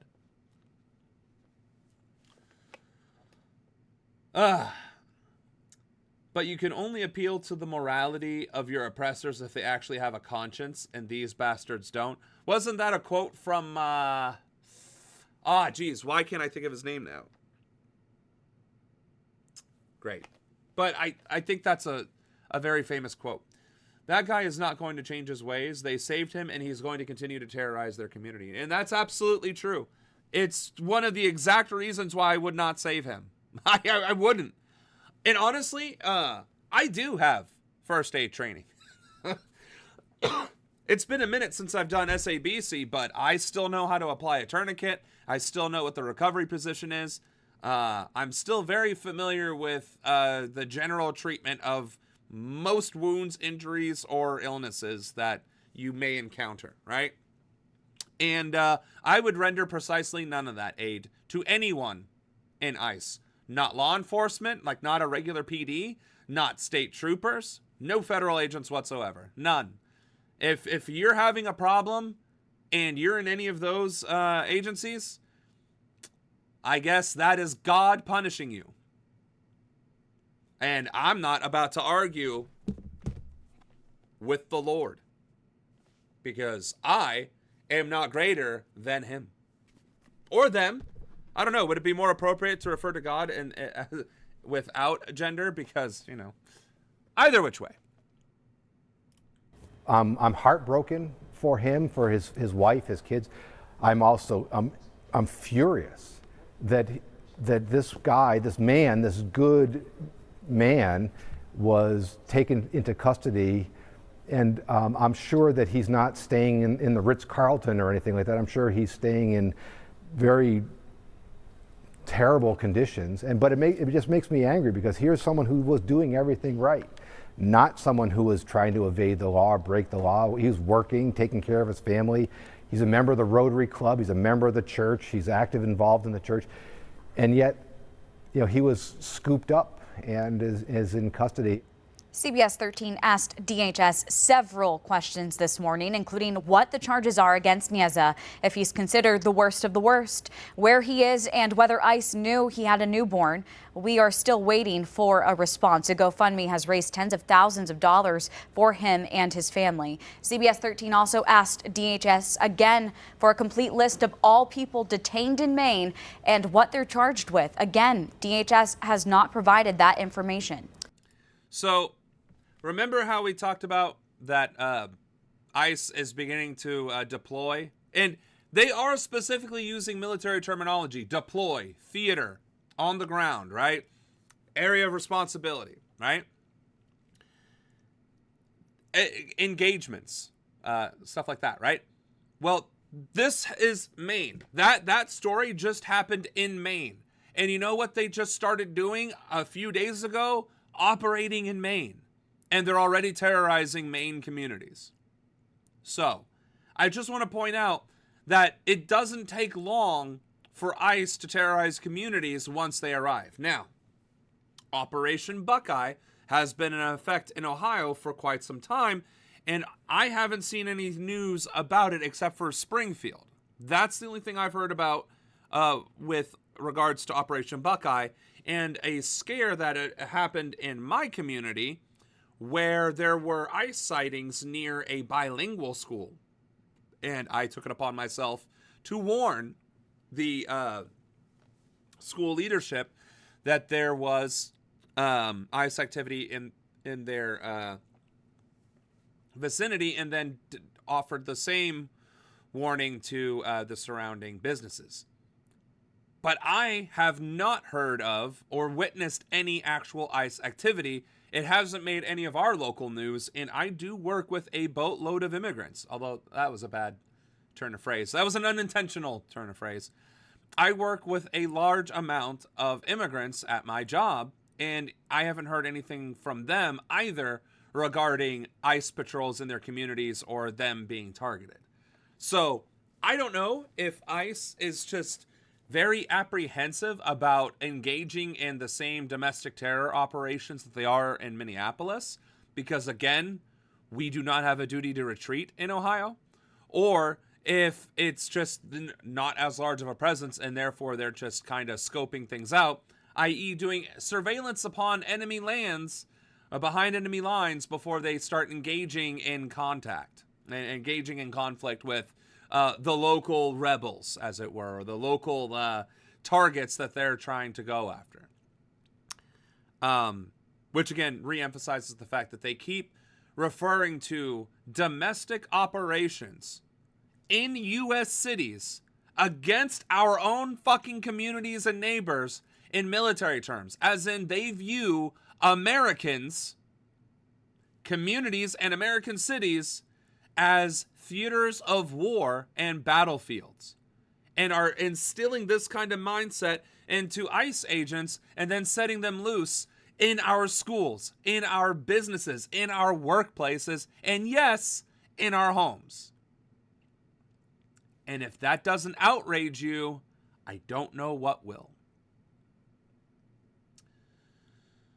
Nobody in the world, nobody in history has ever gotten their freedom by appealing to the moral sense of the people who are oppressing them. Asada Shakur, which, God rest her soul. According to Catholicism and other Christian denominations, God is three people, so it should be them anyway. Nice. They understand the Holy Trinity, but not non-binary and trans people. I did spring into action, yes.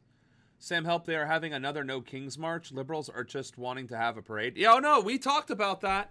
We talked about that in the very beginning of our stream. We talked about how a No Kings March is useless when compared to a general strike. And if there's organization that can coordinate a 50-state, multiple-city coordinated event, such as the No Kings March, then surely they'd be able to reach out and liaise with unions who could then liaise with their communities to create an even bigger event called a general strike. Again, that's the reason why liberals and Democrats will never actually be the opposition party, because they're not actually interested in opposition. They're interested in the theater of opposition, the optics of opposition, but not the actual opposition of opposition, right? They don't actually want change. They don't want to actually create a movement because they have the resources and manpower to do just that, as is evidenced by the fact that they can organize the No Kings March. They could absolutely organize a national general strike. They are choosing not to, which is why they are useless. We're always happy to be joined by Ken Klippenstein. He joins us now. Make sure to follow Ken on his website, kenklippenstein.com. That's where you can follow his Substack, follow him on X, wherever you get your news. Ken is there, and he has been reporting from inside the bowels of ICE and Customs and Border Protection, where he's getting leaks. And those leaks paint a picture of the internal dynamics at these agencies that have been tested enormously over the last several months. Ken is out with a new report that was, Ken, I saw this yesterday, linked on the Drudge Report. By the way, you probably already know that, but mega traffic. So everyone was posting this. And some of the quotes just from Ken's sources. Here's one. One ICE agent tells Ken, I can go on and on, but overall, it's been a ridiculous experience. Another one says, as much as I support this administration, there needs to be more common sense in situations like this, not a knee-jerk damage control narrative that does not line up with the evidence on video that was from a Border Patrol agent. So, Ken, thanks for joining us. Please walk us through your reporting here. What are you hearing from inside these agencies? Well, one of the things that surprised me most was I asked each of the people I interviewed, which is 8 people from both ICE and Border Patrol. One of the most surprising things was asking about the shooting this past week, and every single one of them blamed the Border Patrol officers involved. Wow. And I want to stress, that's not coming from some liberal lefty position. I think every person I talked to, maybe with the exception of one, were Republicans. They just thought it was unprofessional, chaotic, and crazy. And when you talk to them, you get the impression of an episode of Reno 911 more than some federal elite law enforcement response like it's been framed by the administration. And they would basically say that themselves because they've been inundated in young, inexperienced recruits who I thought, when I talked to them, they'd be excited about this tripling of the ICE law enforcement budget. All of them said that these new recruits are useless because they haven't been trained. They don't know what the hell's going on. They've been dumped into this foreign context that's completely different from where Border Patrol usually primarily operates, or even what ICE typically does. And so it was kind of this topsy-turvy, opposite in so many ways of what I'd expected that I was going to find when I talked to them. Because they all support immigration enforcement in principle. They just don't support what's taking place because it's not immigration enforcement. It's become a national security mission, as was described to me, a counterinsurgency against the protesters on the ground who the federal government perceives to be terrorists. And they've. What did I literally just say most of 5 minutes ago? That this regime is treating Americans as literal enemies, literal threats, and that they are using ICE and Border Patrol and using this rhetoric to convey a theater of war, as if they are going against combatants. lawful targets. And it is being verified. I'm not just saying this talking out of my ass because I want your vote or I'm hoping that this particular clip goes viral, because not a single one of my videos have gone viral, okay? I am saying this because I have a background in the United States Armed Forces. I was in the Air Force. I was trained in counterinsurgency. I was trained in dealing with enemy combatants. I was trained in vehicle searches and personnel searches and security operations. I went through use of force in a theater of war. And I have had to give the trainings as my role as a unit deployment monitor. I had SABC training. I had SEER training. Well, not SEER training, like I didn't get thrown in the woods and had to survive. But I've had to go through basic SEER training. So when I tell you that the way I was told we were going to be in a combat theater, which in my time was the Middle East, and that is the same exact language that's being used for ICE in our communities, in our towns, against our neighbors, regardless of immigration status, they're targeting soccer moms for simply being there and being mildly, rude or inconvenient. When I say that these agencies are treating civilians as enemy combatants, I am not making this shit up. I don't need to interview the ICE agents to know that. Obviously, it gives it credibility and credence and so on and so forth, and thank God he is doing that, because it proves what many veterans are already saying, what many retired cops are already saying, what people in the know are saying. And well, here's the right from the mouth of babes, literally children who are signing up to be paramilitary forces because it sounds cool, and they're not getting any, and they're insecure, and they're weak, and they've been abused all their lives. That is exactly what I've been talking about.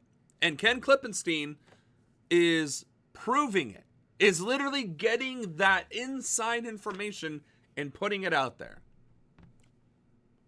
Which is also a little...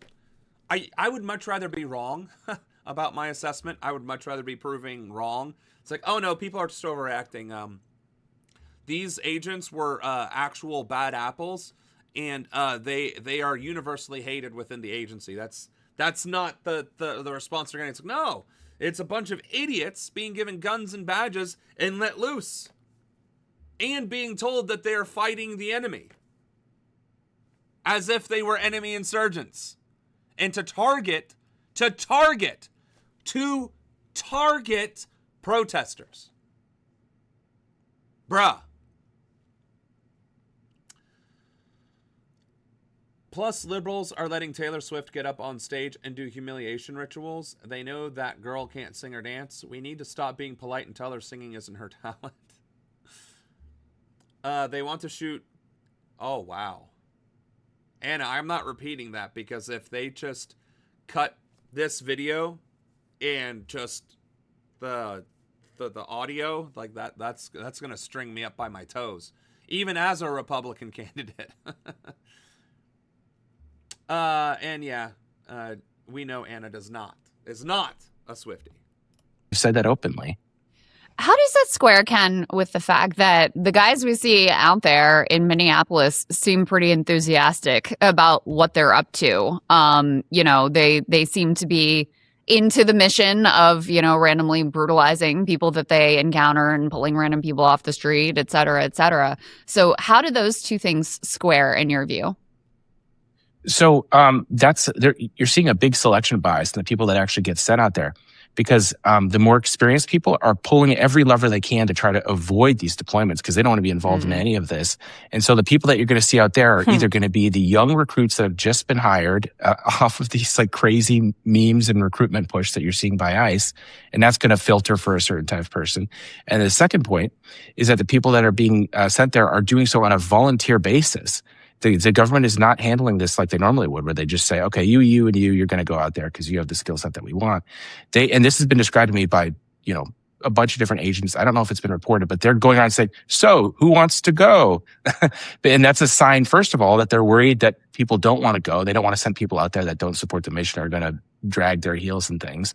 And second of all, that's going to get the really gung-ho people that are like, when I talk to people for the story, what came up again and again was these are the types that want to go and get in an altercation and really buy into this idea of the protesters as some kind of radical insurgency that we need to counter. And I think that explains a lot of the just crazy levels of just, macho and like aggressiveness that we're seeing posted to social media all the time, is that this is the most aggressive part of the agency that's going out there.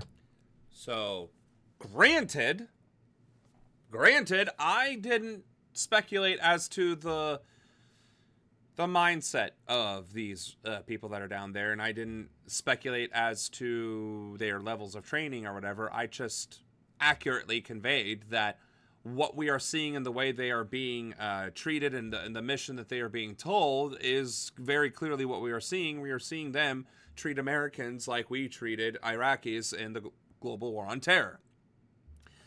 The missing context, though, that they are sending the new hires, the new recruits, the fresh out of boot camp recruits who have a desire to hurt others and view civilians as the enemy, and are sending them to the front lines because they're enthusiastic about causing chaos and harm, is egregious on multiple fronts. The first front, why are you hiring these people in the first place? They are clearly not emotionally or mentally capable of doing the job if they want to actively hurt Americans exercising their rights. First off, like, why the fuck are they getting into the job at all? The second problem is, despite them not shouldn't be in the group in the first place, you're then gonna make it a voluntary thing, and then when those sociopaths volunteer, you're gonna not stop them. You're gonna send the most violent, virulent members of your institution that should not have even been in the institution to go on the front lines of communities when you know full well they are going to cause chaos, panic, fear, and incite violence. Which is one of the many reasons why I don't just say fuck ICE or training or defund, but abolish ICE and prosecute every single fucking one of them. Because whether it's the enthusiastic Nazis that want to murder liberals, or the seasoned ICE agent who's been there since 2003 that wants no part of the chaos in politics, but allowed the neo-Nazi to go there anyway. You're both equally guilty. The seasoned one for allowing it to happen in the first place, and the Nazi for being a fucking Nazi. And the fact that that's a debate, or that there's any discourse, or that there's any discussion or doubt, or there's a both sides, there is no two sides. There is one side. The side of ICE is acting egregiously, willfully allowing the worst suited individuals to enter into the agency in the first place, and then sending them into the wild blue yonder to wreak havoc. The only argument there, the only talking point, the only debate that matters is that it is happening. That it is willfully being allowed to to transpire. And that is disgusting. It is egregious. And it is only fueling my absolute disdain for the agency and every single fucking member of it. My 9-year-old daughter agrees with Drew Steele. Oh my God. Americans, they're also cans. And these people want to shoot cans. Yeah, I guess you're right. I mean, as it turns out, I'll let you say that, Anna, because you're allowed to. And we got an hour and 11 minutes left, and that is our 8th video of the day. So let's move along, since I think we covered actually, Anna, if there's a way to, and there has to be, because I think if you share, you can actually do at the start point. If you could share this part of the video where they talk about, it would probably be from like the 4th minute maybe. So, like, if you could post that on our primary campaign social media, I'm gonna send it to you on Messenger. I think that'd be fantastic to put into perspective, like, what we are actually dealing with. Okay. Oh, here it is. Wartime recruiting. As outrage grows across the United States over the Trump administration's deadly immigration crackdown in Minnesota, we begin today's show looking at the recruiting practices of ICE, that's Immigration and Customs Enforcement. The Washington Post recently reported on an internal strategy document shared among immigration officials that details plans to spend $100 million over a one-year period to recruit gun rights supporters and military enthusiasts through online influencers and geo-targeted ads. The article in the Post, which we did cover this, but the fact that it is doubling down and apparently emphasizing the use of white nationalist messages, is headlined, ICE plans $100 million wartime recruitment push targeting gun shows military fans for hires. We're joined now from Tampa, Florida, by one of the reporters who broke the story. Drew Harwell is a technology reporter with the Washington Post. Drew, welcome to Democracy Now! Explain exactly what you found, who exactly is being targeted with this massive influx of money. Yeah, thank you, Amy. This is called a surge hiring marketing strategy document. It goes into extraordinary detail into the methods they want to use to reach more than 14,000 new employees for ICE to basically double the deportation strike force that they have on the street. How they want to reach those people is through social media marketing, real world marketing, right? Billboards and bus stops, kind of the classic traditional styles of advertising, but also through these unusually precise techniques that would include geo-targeting. So they would basically create a fence around gun shows, UFC fights, NASCAR races, military bases to really try to identify who are these people who would be interested in becoming new soldiers for. That's fucking disturbing. That, like, on principle, the idea of geo-targeting your ads as a marketing ploy, that's kind of cool as a tool. Like, that makes sense. Like, yeah. Say, like, for instance, remember how I have the game called Esoterra, it's the card game, and then I have characters that I created, right? And I have these little art prints, right? So this is Ifrit, the card. This is Seraph, the card, and notice her badass scythe. I got Mikhail, the card, right? Just badass angel of war and destruction. Tyrant Queen, right? Like, it doesn't really matter what all these... Oh, Oscura. Yeah, literal nightmares, and then Pontifex, right? Anyway, I have all these characters, right? And these are art prints. So if I wanted to sell these art prints, it would behoove me to figure out who would want to buy art prints, right? I designed these cards and then designed them to be 8x10. So who would be interested in that? Well, if I could geo-target, I don't know, an art show or a convention and then send ads to everybody's cell phone that's at that convention, I might very well get some sales. That's useful marketing tools.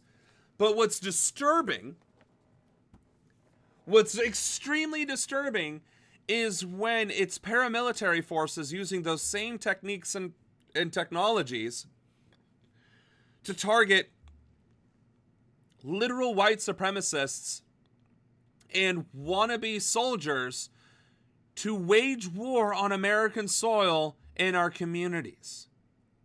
Like, as the saying goes, I don't know how old this quote is, But any technology that can be used for good can be used for war. So, evidently, proof is in the pudding. Now I just need to learn how to do geotargeting so I can, target my district in the 15th Congressional. Are their fight against immigration.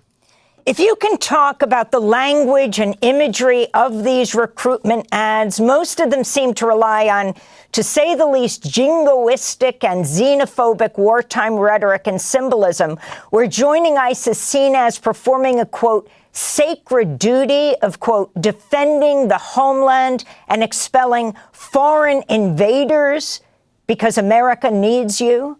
And then there's the overt references to white supremacist messaging less than 2 days after ICE agent Jonathan Ross fatally shot Renee Good in Minneapolis. Multiple social media accounts run by the Department of Homeland Security posted a recruitment ad for ICE captioned, "We'll have our home again," with the image of a man in a cowboy hat riding a horse in a snowy field. The caption referencing the title of a white nationalist song that's popular in neo-Nazi circles. Last year, an ICE recruit.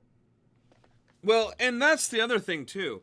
I think we've been discussing it, but maybe we haven't really covered a specific video, or maybe there hasn't been a specific video that covers the fact that Homeland Security is blatantly and deliberately using white supremacist language. Like, literally referencing neo-Nazi songs, literature, talking points, slogans, graphics, imagery. Literally going out of their way to use Nazi sprach and white supremacist talking points or imagery or content. Like, that is extremely disturbing. And yet, another reason why maybe we don't stop at abolish ICE. We go to abolish the DHS, right? Because on paper, the Department of Homeland Security makes sense. Like, yeah, we should probably have a Department of Homeland Security to protect the homeland, right? We want a secure homeland. But wait, isn't that what the Department of Defense is supposed to do? So why do we have a Department of Homeland Security? Oh, wait, because that was developed to fight the war on terror, to, create all these agencies and give them extrajudicial powers to do things. So yeah, maybe I need to update the website to abolish DHS and not just ICE. Recruitment post on Homeland Security's X account showed an image of Uncle Sam at a crossroads with signs pointing to cultural decline, homeland, and invasion. The post was captioned, "Which way, American man?" which echoes the title of a white supremacist neo-Nazi book, Which Way, Western Man, more recently adopted as a popular far-right meme. Can you talk more about these white supremacist messaging in government posts? Yeah, if there was one slogan that seemed to have some connection to neo-Nazi spaces, it might be a coincidence. But we've seen a pattern of these kinds of songs that were popular among these very far right circles, messages, even kind of visual styles that you would see in memes that once were kind of 4chan, far right extremist memes that are now being, trafficked by the government. And so, the DHS has defended themselves as saying, you guys are grasping at straws. This is all a coincidence. But I think, there's a pattern there that people are really seeing. And, the broader message and all their advertising is, as you said, they are characterizing this as a war against foreign invaders. They are not subtle about it, right? They're really using militaristic language to frame. Point of order here. That Halo reference actually got a lot of ridicule. I believe Bungie actually demanded that they stop using Halo's likeness in their recruiting. But that just goes to show the kind of people that they're trying to recruit. Because if you've ever been in a first-person shooter online, it's not a forum, an online battleground, and you listen to chat, like, it is some of the most heinous, racist, white supremacist, just discriminatory language you will ever hear from mostly, or if not exclusively, young white men who are just letting their rage out online. And it's as disgusting as you would think. Frame this as a battle of good versus evil. White, classic, traditional Americans defending the homeland against foreign invaders. And so you've seen in their marketing, it really is, you have a lot of kind of army style messaging where it's big guys with guns on the border, repelling the hordes. Or you have this more classical Americana, almost wartime propaganda from World War I style of advertising, where it's these kind of classic white Americans who are defending the West, moving out into the frontier, kind of fighting the horde. So this style of marketing is very new, even for ICE. ICE has not really gone to this level of aggressive, jingoistic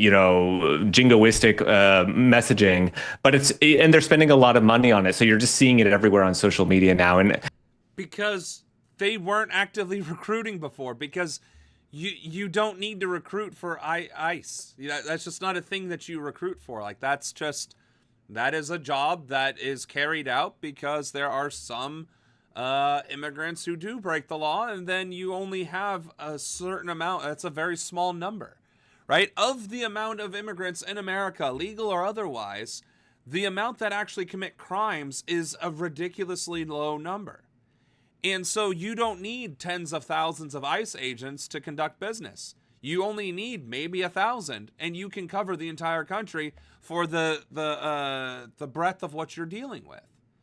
But if you're going to actively recruit to try and swell your numbers, it's because you are trying to create a paramilitary militia or some other thing. You are looking for an excuse to use these numbers. You are creating a reason for these numbers. You are manufacturing a reason to justify these numbers. And we are seeing what that justification is, what the manufacturing is. And it's chaos in our streets, in our communities, in our homes, in workplaces, and schools. So we are spending $100 million of our tax dollars to recruit insecure alpha males who think that abusive behaviors are the epitome of masculinity, while also espousing white supremacist ideology. We are recruiting those pieces of shit in record numbers and then sending them loose in our streets with guns and badges and apparently immunity to any sort of repercussions. Like, the only thing they are manufacturing is conflict and chaos, and we are paying for it. Literally, physically paying for it in the deaths and the assaults of our own community members, but also with our own tax dollars. So, cannot be emphasized enough. But we need to get through these videos, so I apologize here.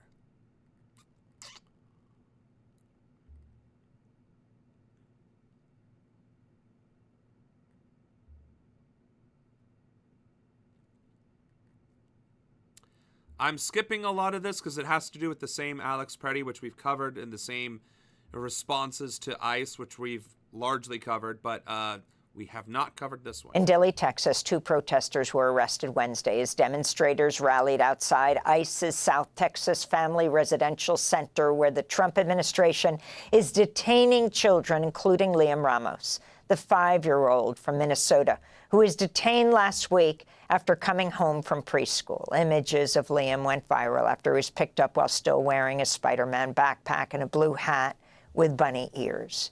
He's being detained with his father.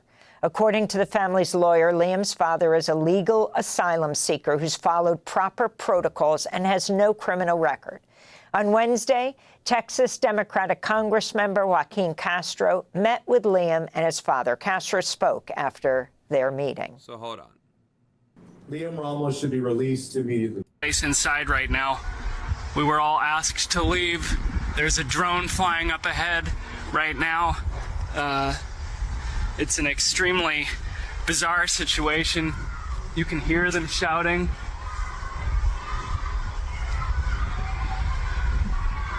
Can you hear that? Yeah, by the way, normally when you hear children's voices, like multiple children's voices, you think playground or theme park or fair or whatever. This is a detention center where I'm guessing hundreds of children are all screaming in unison, "Let us out."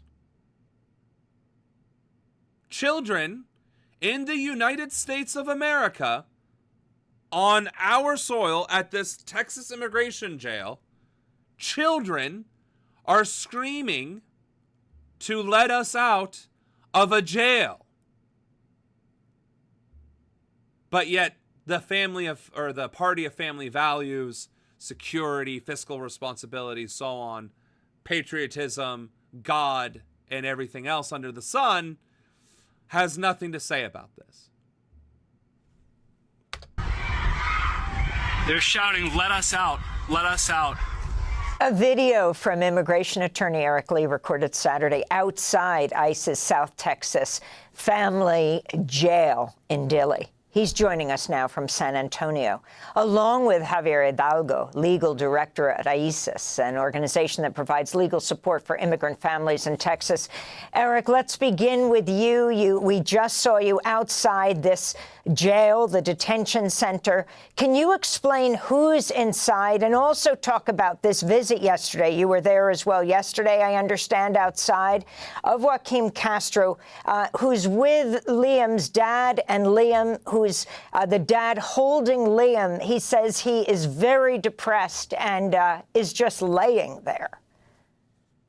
Well, I represent a family of 6. It's a mother and her 5 children, 2 5-year-old twins who have been there for over 8 months. That's almost a fifth of their young lives. Their last name is El Gamal. There's also a 9-year-old, a 16-year-old, an 18-year-old. The conditions in this facility are abysmal. But I think there's another point to be made about the overall situation, because yes, the Democrats are holding their press conferences. It's a midterm election year. We all know that they do this every time there's some horrific crime perpetrated against immigrants, whether it's family separation in 2018 and Alexandria Ocasio-Cortez's teary-eyed photo op, and then they go away and nothing changes. Dilley was... You know what? I think I like this guy, because that was a blistering, scathing assessment of the Democrats that they absolutely fucking deserve. And AOC especially, her teary-eyed photo op as she went to the detention center. Like, abso-fucking-lutely. Eric Lee for Attorney General. Like, there we fucking go. Opened by the Obama administration in 2014. It's been filled up with hundreds of children and their parents. The Biden administration kept it open for 3.5 years of his term. Obviously, Trump is making everything worse. The conditions are deplorable. They're getting worse and worse. But it's very important, as this protest movement develops across this country, as the calls for more demonstrations grow and grow, as calls for a general strike grow. The Democratic Party is as equally responsible as Trump for creating the infrastructure of mass family and adult detention in this country. And it is necessary that this protest movement stay 100 miles away from the Democratic Party and develop its orientation to the working class. That's the only way that Dilley is going to be shut down, that the families inside, like my clients, are going to be freed. And that has got to be rule number one with these protests as they develop going forward. Wow. Honestly, I'm going to step back for a second because I don't want to make it too loud, but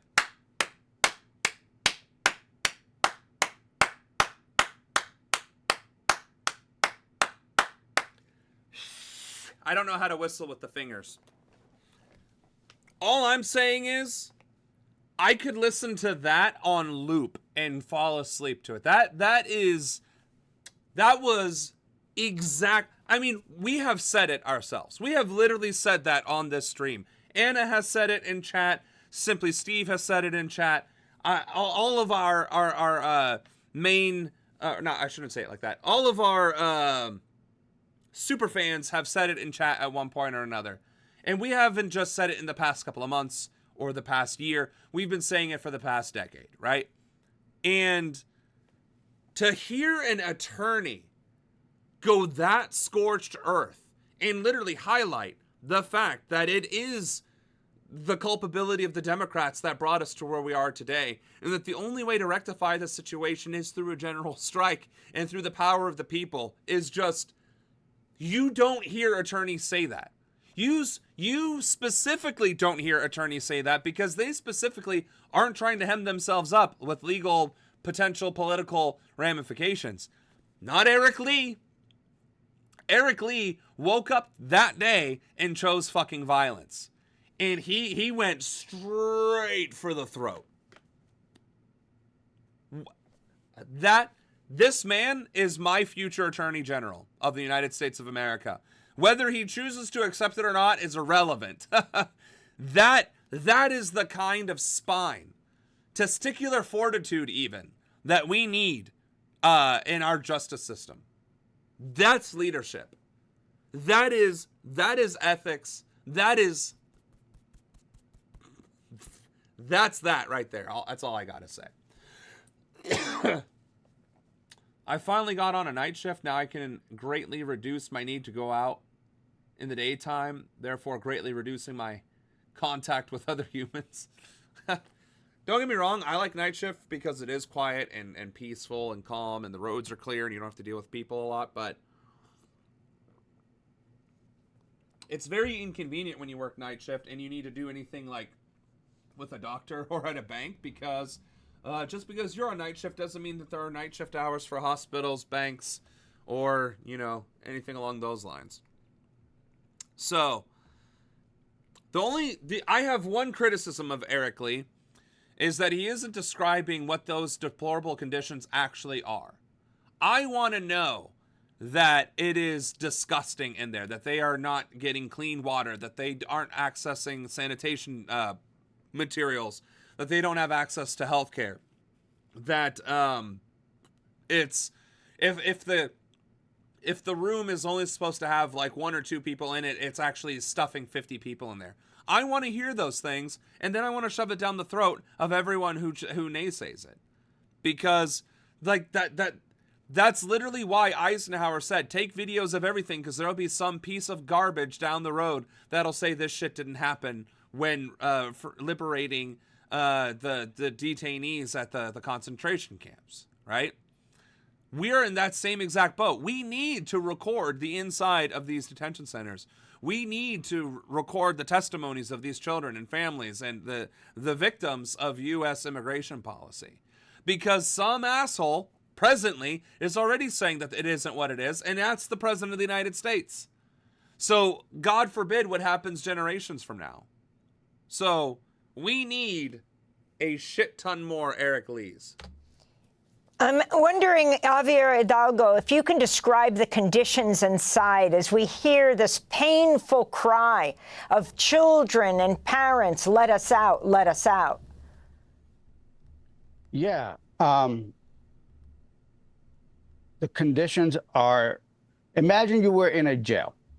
And imagine it was a jail that was probably conditions worse than any jail that our criminal justice system would put someone in. Now, imagine you're in there with your child, watching your child deteriorate day after day. And it's a jail that no one in there has actually done anything wrong, right? Because no criminals are in immigrant detention. They can't be. They would be in our criminal justice system, right? Which is an extremely notable point to make. Being an immigrant is not a crime, and being an illegal immigrant is still not a crime. It is a civil offense. So, everyone that's in a detention center is being held there unlawfully because they aren't criminals and therefore have not earned or deserved or done anything to justify the taking of their liberty, which is literally in the preamble of the Constitution. For the pursuit of life, liberty, and the pursuit of happiness. Although I guess property is thrown in there too. But we are literally denying people their liberty without any just cause and keeping them in concentration camps to boot.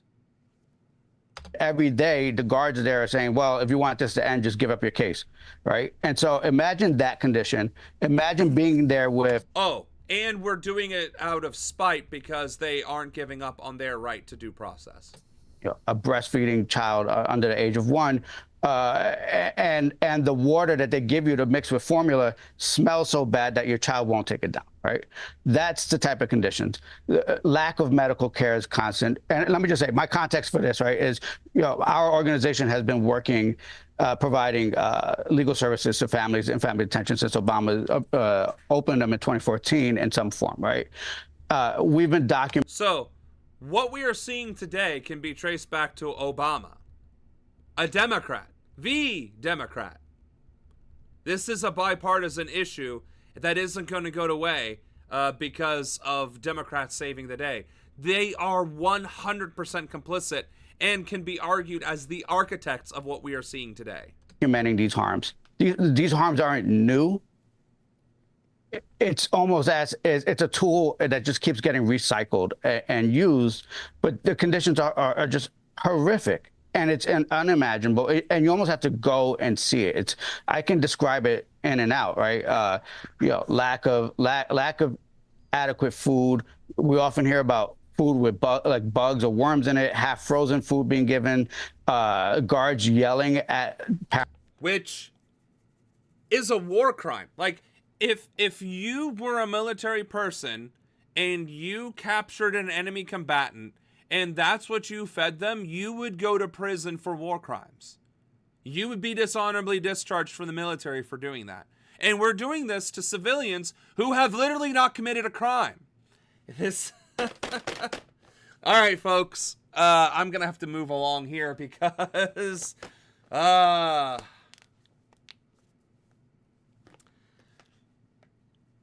one of the things I look forward to most when I become a congressman of the United States House of Representatives, when I become the House of Representatives representative of Ohio's 15th Congressional District, the thing that I look forward to most is going to one of these detention centers with a live stream, live camera, live something or another, enough armed muscle backing me up and actually going to back me up, not, some undercover whatever nonsense that just stops me before I get in. And then showing the entire fucking world exactly what we know these things to be, which is concentration camps at the level of or worse than Auschwitz, Dachau, and the other famous concentration camps from Nazi Germany. Because I don't know even though if that would even change public opinion, that reveal. Or if people would say, oh, that's just one detention center in an isolated incident. Like, no. I can already see it unfolding that they would try and say, oh, it's just isolated. But it's not. But it is something I look forward to doing as a congressman. Is forcing my way into one of these detention centers, armed to the teeth with a bunch of other guys armed to the teeth, and revealing to the whole world just how despicable this regime is, how cruel, how violent, and how malevolent we are as a country, as this regime is making us out to be. And that it is not just this regime responsible, but the Democrats, the Democratic Party as a whole, that are equally responsible for these atrocities and crimes against humanity. That is one of the things I look forward to most, because I will be disgusted. I will be filled with rage. I would probably not be able to speak the King's English. I will be that beside myself with rage and fury. But that will probably be the most relevant thing I will ever do in my entire tenure as a congressman, is show the world just how heinous this country has become and have the opportunity to liberate those poor souls who have been subjected to the greatest cruelty the world has ever known, the American Empire. So, I can't watch the rest of this because I am going to lose my mind. Because not only is it happening, which is bad enough, but it's happening to children, which I know shouldn't make it worse, but it does. If you want to watch this, it's Let Us Out, ICE's detention of children sparks protest at Texas immigration jail on Democracy Now! It only has around 36,000 views. Go figure.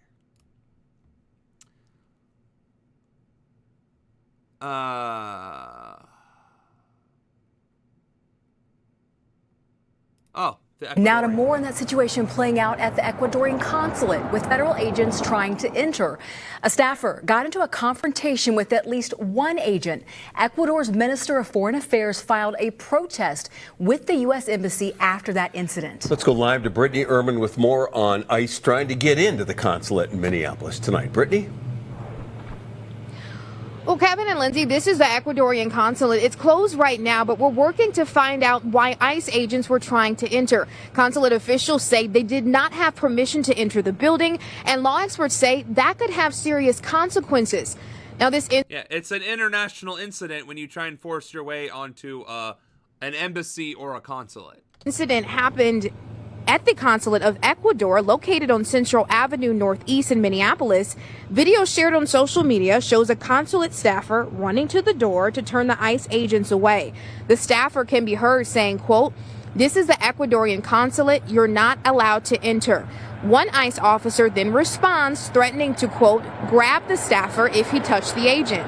Law experts tell us U.S. consulates and embassies are considered U.S. soil, but they are governed by international law. Experts added federal agents must have a judicial warrant or explicit permission from the consulate before entering. Which they're supposed to have a judicial warrant to conduct business to begin with. Like, regardless of if they're trying to invade a foreign country. Invade a foreign country's consulate or embassy. ICE is supposed to have a judicial warrant. Yes, we did cover that specifically... U.S. Federal regulation, where was it? Where did it go? Chapter 8, USC 1357. Right, we covered that it was extremely vague and open-ended, but that doesn't change the fact that they still need a judicial warrant per the goddamn Constitution. And they were trying to strong-arm their way onto a consulate. Again, these are not the best and the brightest. These are brand new recruits that were promised blood in the streets if they joined ICE and fighting for the white supremacy homeland. And they were the ones that were let loose in Minneapolis. So is it surprising that these white supremacist thugs and domestic terrorists tried to infiltrate a foreign consulate? No. Should it still have extreme ramifications? Yes. Abso-fucking-lutely yes. This is unprecedented, and it's actually somewhat dangerous for ICE officials or officials from the Department of Homeland Security attempting to enter an embassy or consulate without authorization. But it also potentially has impact on diplomatic relations or international relations, in this case, between the government of the United States and the government of Ecuador.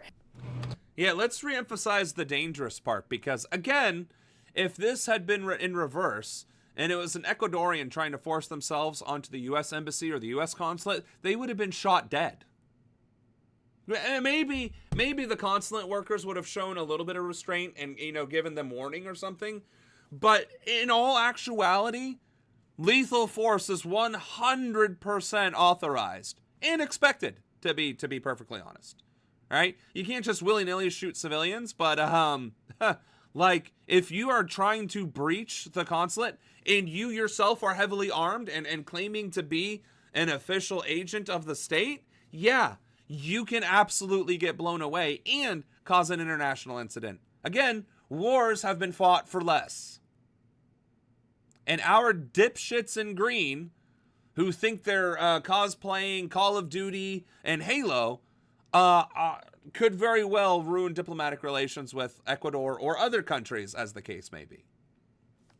So, what do we got here? Meantime, a nationwide movement is in the works to rally against the Trump administration's crackdown on immigration. Several local businesses say they are joining a long list nationwide choosing not to open on Friday. 13 Wham's Daniel Finkelstein is here. Buddy, I'm not going to lie. You have a really sharp haircut going on, and I approve. But that mustache, that's all I'm going to say. Here with more on their goal. Daniel, good evening. Good evening to both of you. The goal is to inspire a national shutdown of sorts. No work, no school, and no shopping in protest of ICE operations. Many people in Rochester say they want to stand in solidarity with Minnesota right now.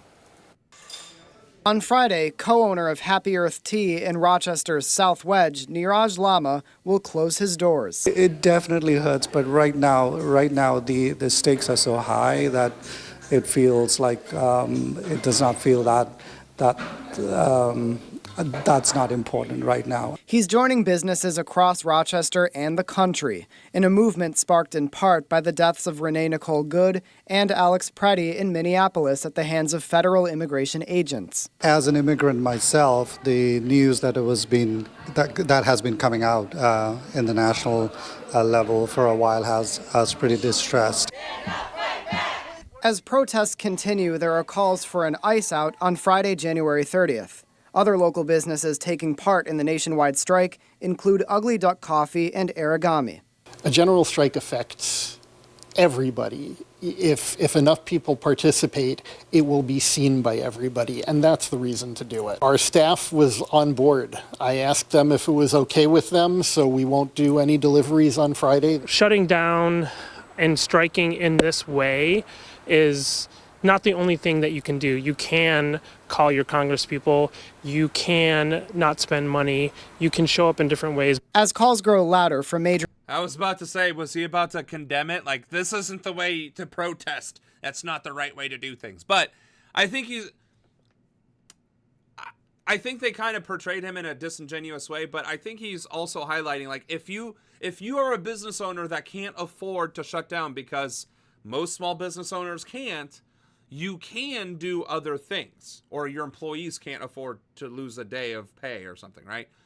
That's the downside of general strikes. Nobody gets paid, but that's because we are choosing not to pay people. And I'm gonna say it. I'm gonna fucking say it. When the Japanese bus drivers in Tokyo, Japan struck, and I think it was in 2013, it was certainly several years ago. The Japanese bus drivers were on strike. And you know what they did? They ran their routes. But Sam, how are they on strike if they're running their routes? Well, hold on. They did not collect any fare. For the entire strike, they did not collect any fare. But they drove those buses around and they got people to where they needed to be. And you know what? They got their demands met with a quickness. I believe it took... I don't remember, but I want to say it was only a matter of weeks, like 2 or 3 weeks at most, and they got what they wanted out of it. So, the general strike in America, we are too wrapped up in this concept of capitalism, right?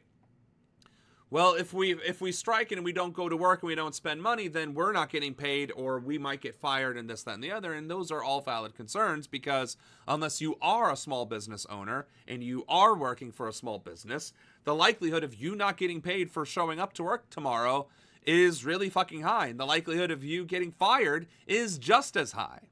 And most people cannot go a single day of pay, let alone a week or more of no pay, right? So in America, there are very real risks to going on strike. But I raise you the idea that Japan kind of set the stage that you can still strike and simply hurt them at the wallet, which is, imagine you are, I don't know, a barista at Starbucks, and your entire staff decides to go on strike. You could just not charge customers for that day. Well, Sam, in America, you'll get fired and then charged with theft if you do that. I am aware. I am very aware that in America, capital and property has way more weight and authority and precedence than, human lives. Not that that's the way the Constitution is written, but that's the way it has been interpreted and enforced, especially at the state and local level. I am, however, saying, if every barista at every Starbucks, at every Tim Hortons and Dunkin' and Sheetz, Walmart, Aldi's, whatever have you, simply didn't charge people for their groceries. What are they going to do? Fire us all? Charge us all with theft? Good luck, because then that goes to jury. And then we stand in solidarity and don't convict. Remember this thing called the Great Depression? When banks seized farmers' land and then held auctions? And then they were historically referred to as penny auctions because farmers would bid a penny for their land back and beat the ever-loving shit out of anybody who tried to outbid them. There is historical precedence, even in the United States of America, despite the influence of capitalism, where we were able to overcome said influence of capitalism. There are many ways to skin the cat. And although it is much harder to do at a corporation like a factory or like Amazon, right, at a warehouse, what are you going to do? Right? If you simply show up to work and don't scan anything, they'll send you home and then let somebody else do it, right? But if everybody in that warehouse just didn't show up, guess what's not being delivered? Nothing. Anything. Nothing's getting delivered, right? Nothing's getting shipped out. Same thing, and perhaps even most importantly, which is why the Biden administration interfered, is when the railroads went on strike. Biden broke that strike. He busted the strike as president of the United States and forced rail to continue without meeting any of their demands. Just straight up told them to go back to work or else. It's because logistics infrastructure, like rail, like ports, like semi and transcontinental transportation, that is what makes the economy move. The transport of goods is, in effect, far more important than any sort of other industry in this country. If you aren't getting your materials from one place to the other, you're not making a product or you're not selling a product, and that's just the game. That's all there is to it. That's the facts. So, if we had a general strike that included the Teamsters and the rail workers and the port workers, that shuts this country down, period, dot, end of story. And if we refuse to bend to even the president's will and threats of whatever else, and if we can, maybe count on the military not to, murder people who are exercising their rights, that indeed is powerful.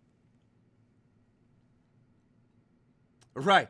Him and Kamala were hand in hand in busting the rail strike. I apologize. The most pro-union president ever. Exactly, right? Which is another reason why Democrats are not your ally. They never have been and they never will be. Democrats and Republicans are in the business of consolidating power in their own hands and getting rich in the process. That's it. Empowering and enabling capitalism. They don't give a shit about you or me. So, the only way that's going to change is by electing people who do care about people, for one, and for two, exercising our rights if they refuse to listen. And it is well within our rights to engage in a general strike. Changes or an end to the federal government's immigration crackdown, Lama says Friday's movement is born out of solidarity. We always grew up looking at America as a beacon of democracy, of tolerance and such, and to have that so challenged, it feels very, very, it's heartbreaking to see what's going on. It's a betrayal. It's exactly what it is. It's a betrayal. So, in the remaining 26 minutes, well, let's see. I want to get a couple of shorter videos in. Oh, you know what? We haven't done any good news yet. Shocking. Here's some good news. I guess pigs are flying, because for years I've been saying that higher education costs are criminal and that they don't need to be that high. I even created a school model that was a quarter of the price to prove this right. However, That model was just a stepping stone to my more radical concept. Let's make higher 99 subscribers and is already getting more views than me. Now, this didn't just happen. This happened apparently 2 months ago, but this is still good news. education free, and they don't pay unless they succeed. In this model, students would only pay when they graduate and after they reach a certain salary threshold to kick off a huge promise. But I guess we're all having the last laugh because this week, the University of Austin has just received a $100 million gift to kick off a huge promise. University of Austin will be tuition free forever. And even more bold, they said they will take zero, and I mean zero government funding. I'm sorry. Okay. I get that this is the way that you're supposed to create content, but she's just over the top with this. And her entire education theory is fucked up in the first place because why would you pay for education anyway? Education should be free. Universal education or bust, motherfucker. Like, no, you graduated college and now you have a job, pay us. That's fucking stupid. No. College and universities should be free. So should trade school. So should K through 12. Everything that has to do with education in this country should be free. Now, granted, if you want to do something like Catholic school, that's private, and you can do that out of pocket, all right? But general education or higher education that's, not religious in context or something like that, absolutely 100% unequivocally free. So, anywho, good for her. She has one more sub. So maybe she's had better videos since then, but we covered the attack on Omar on Rep Ilhan Omar quite extensively.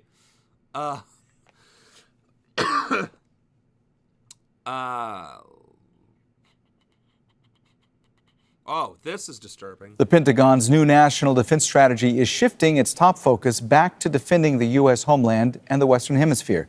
China is still seen as a major challenge, but it's no longer the Pentagon's main concern. Washington says it wants to keep a balance of power in the Indo-Pacific so no single nation can dominate the region or America's allies. The document doesn't mention Taiwan, which China claims as its territory, but it does highlight plans to strengthen defense along islands that include Taiwan, Japan, and the Philippines. In Europe, the U.S. stays engaged, but wants European countries to take on more responsibility, especially when it comes to Russia and the war in Ukraine. Russia is described as a manageable threat for NATO allies, but not a direct threat to the United States. And on Iran, the strategy makes clear Washington will not allow Tehran to rebuild a nuclear weapons capability or threaten Israel. It calls Israel a key partner and plans to further empower it to defend itself. On the Korean Peninsula, the Pentagon sees South Korea taking the lead in deterring North Korea, with the U.S. playing a more limited role.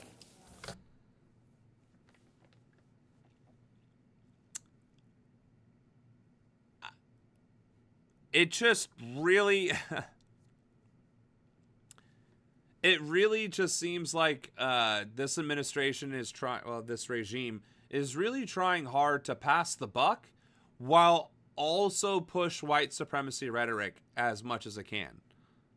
The only reason why America gives a shit about Taiwan, Japan, or the Philippines is because of China, and because China continues to beat us on every measurable metric that matters. So that's that. Pushing Europe to take on more responsibility, again, that's just a victory to Russia.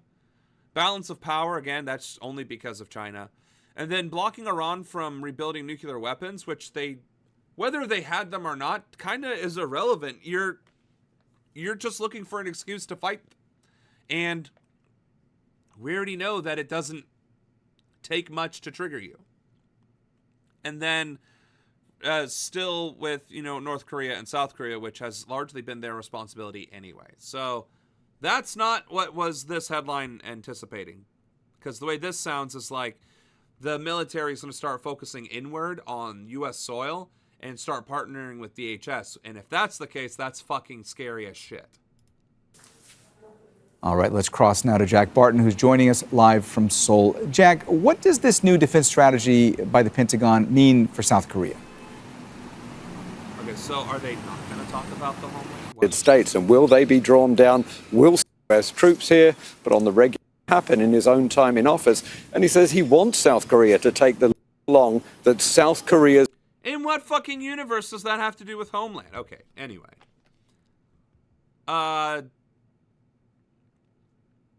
Okay, here we go, Venezuela, here we go. The people of Venezuela don't accept orders, not from any external factor. The people of Venezuela have a government, and this government obeys its people. It is the mutual understanding and the reciprocity that exists within the relationship between the Venezuelan people, their authorities, and their institutions. And I feel truly happy to have the honor in this difficult time for Venezuela of representing all Venezuelan men and women and to obey the will of the Venezuelan people. We have no other external... Voice of AI translator. Oh my God. And it's the Times of India, so it's not like it's just some guy with a channel. It's an actual, honest-to-God syndicated news network publication. Wonderful. Factor that we must obey.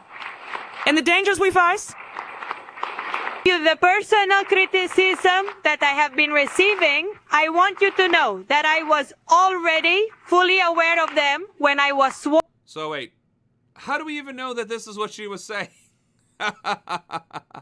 All right, I guess we're not going to watch that one. Trump said through his Truth Social post around November 30th that airspace was closed. And that's really not how the world is supposed to work. Like that just a president of a foreign country can just say that. Kind of talking about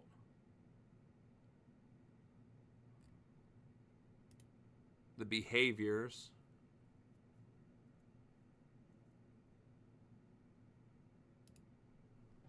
So, yeah, that's, just hearing that voice is so important. We don't hear any voices like that in Western media, like none whatsoever. And also, it's so important to talk about the casualties and the civilian casualties, especially because, again, that's something that we don't hear about at all. Like, if this were an attack that was committed by Russia, imagine all the discussion justifiably that would be given to the civilian casualties on the Ukraine side. Right. Well, we did hear today an update on the number of people killed. So 108 people were killed at least. So America conducted an illegal military operation on a foreign country that we had diplomatic relations with, kidnapped their head of state, and murdered 108 people. Sovereign citizens of a foreign nation. All of those things are not one war crime, not one crime against humanity, multiple crimes against humanity, multiple war crimes. Arguably 108 counts, in addition to the kidnapping and trafficking of a foreign head of state, which is probably dozens of crimes in of itself. So, this was more of a... I thought they were going to talk about something else, like maybe the Venezuelan president clapping back, but not exactly that. They're just rehashing the Venezuela thing. Then we'll talk about... Turning now to the dollar, there's some major movement in the U.S. economy with major geopolitical implications. Let's go ahead and put this up here on the screen from the Financial Times. I'm going to read a little bit about this. The dollar sinks to a 4-month low as gold soars past Hold on. I missed Anna's comment there. It's not good news. They're funding the most right-wing university in Texas. The billionaire decided to fund it because it's anti-woke, which was not covered in that lady's... reel that she made there poorly. If you can find a video that covers that aspect of it, please add it to the playlist. $5,000 and the yen leap. So there's a lot of stuff kind of going on behind the scenes. The simultaneous spike in the price of gold to $5,000 an ounce and the dollar sinking. So wait a second.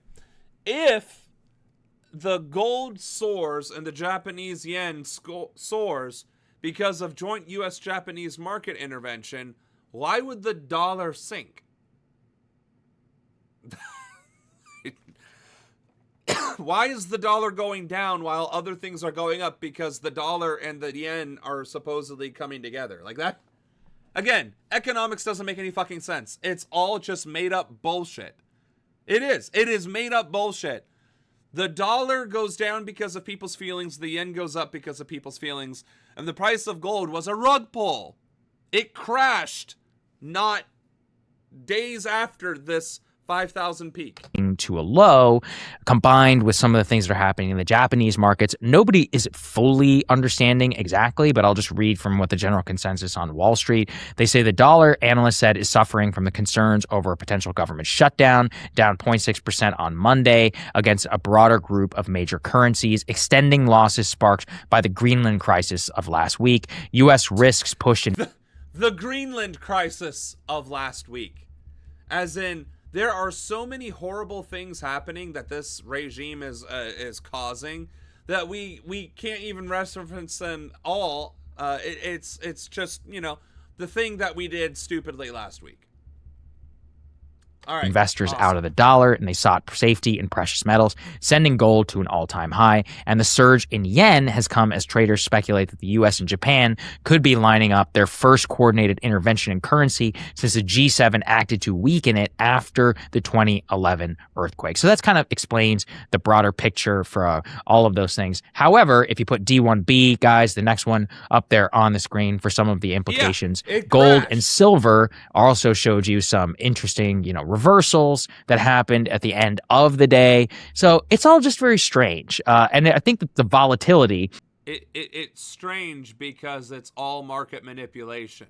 All smoke and mirrors. Is broadly just part of the instability right now in the global system. So if you put the next one up there on the screen, just to look at the several currencies all rising against the U.S. dollar, what you like, look. The New Zealand dollar hasn't been anywhere close to the US dollar for... Oh, wait. No, I guess... Never mind. It dipped and then it went back. But that's nuts, right? Like, all of these global currencies are skyrocketing compared to the dollar. We are objectively weaker financially and militarily now than we were a year ago. Objectively. And it's absolutely crazy to even listen to this regime talk about how great America is becoming under this leadership. It's like, do you think we're in this book? Because we have access to this real information, and your lies are not holding water. They're just not. You see is all of these different currencies that have been rising against the dollar at various different percentages. And I think that this is a direct consequence really of several factors. So instability in our current fiscal system, right? So we have a partial government shutdown, which is now looming. Greenland, which had tariff risk. We didn't even get this in the show. I don't know if you saw this. Trump actually raised the tariffs from 15 to 25% on South Korea just yesterday. Again, huge Euro bias in our press. Everyone seems to forget. South Korea, massively important trading partner to the United States. I don't even think it got a single major headline in any of the newspapers. We're talking about we're not even covering it here. And we're going out of our way to find news. Yeah. A huge economy with huge levels of bilateral trade between the United States. Take a look at the cars that are out there on the road, not to mention Samsung and all of these other companies with huge footprints here in the U.S. That is, in my opinion, like way more of an earthquake than Greenland or any of these. Again, never deserves the attention that it gets. But you put that all together, you got the shutdown, you've got Greenland, general instability here for the U.S. It's trading-related questions about the U.S. and its word for trading relationships. That's what's going to swing your currency. And remember, currency linking with the bond markets, those couple of things all together have the potential always to just slip you in, not a full-blown crisis, but it can just always lead to problems problems, for debt, for our own fiscal picture. And we're seeing all of that in the context also of a slowing U.S. economy in terms of what we have at home. Yeah. So I have a question. Isn't this guy's name Sager? And isn't he supposed to be the conservative talking head in Breaking Points? Because I would like to offer this right here. Mao. The Chinese communist leader who set China on to the path of its industrial reawakening. Chairman Mao. Literally. Chairman Mao. Hold up.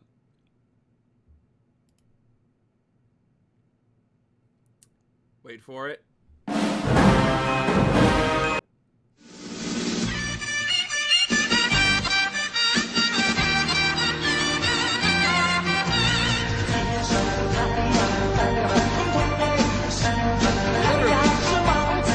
Chairman Mao is the dearest, the sun is reddest.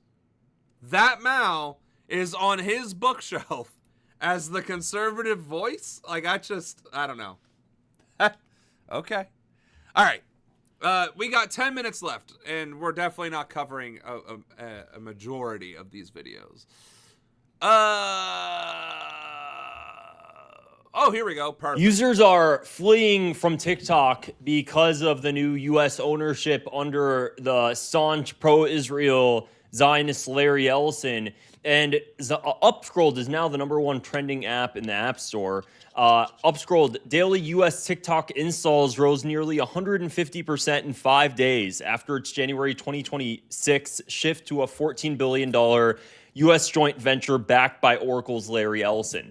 So Upscrolled basically, and they plan to roll out a lot of very new features soon. It's owned by a Palestinian-Australian developer, Issam Hijazi, after losing family in Gaza. Saw downloads jumped 2,850% to 41,000 in 3 days, hitting 1 million users amid praise from influencers, but criticism over location tags like occupied territories of Palestine if you try to put in Israel as a location. So here's what I'm going to say honestly.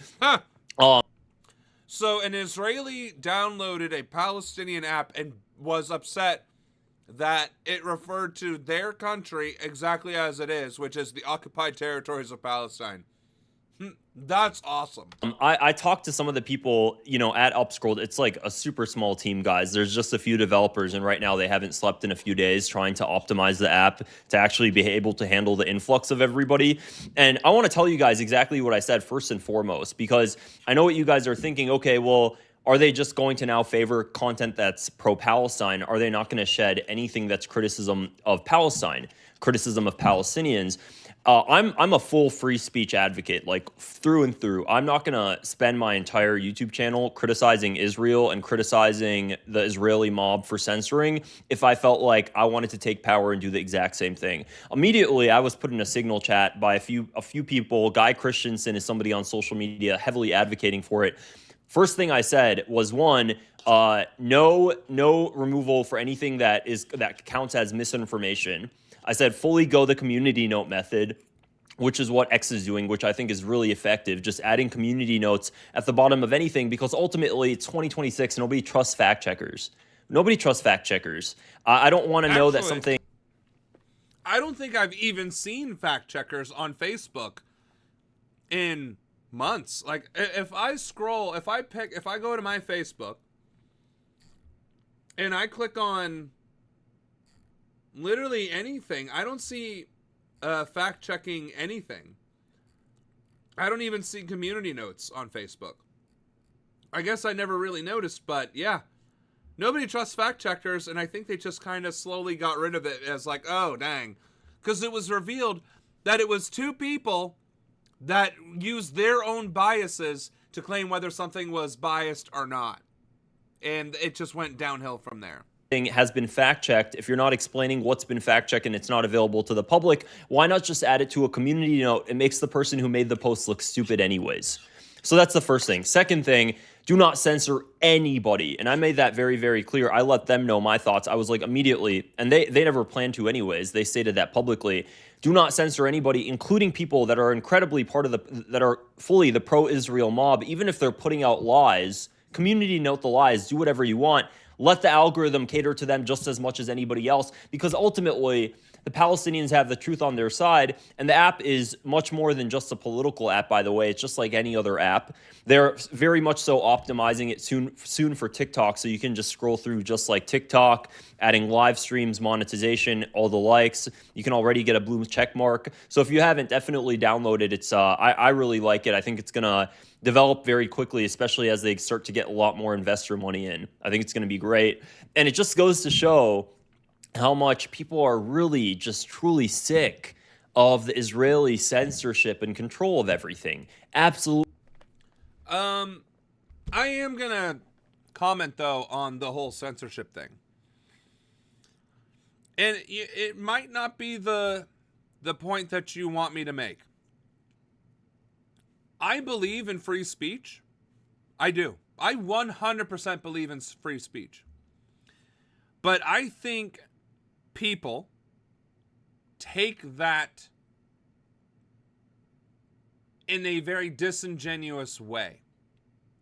If I walk up to a black man and call him a hard R, N-word, that is my right.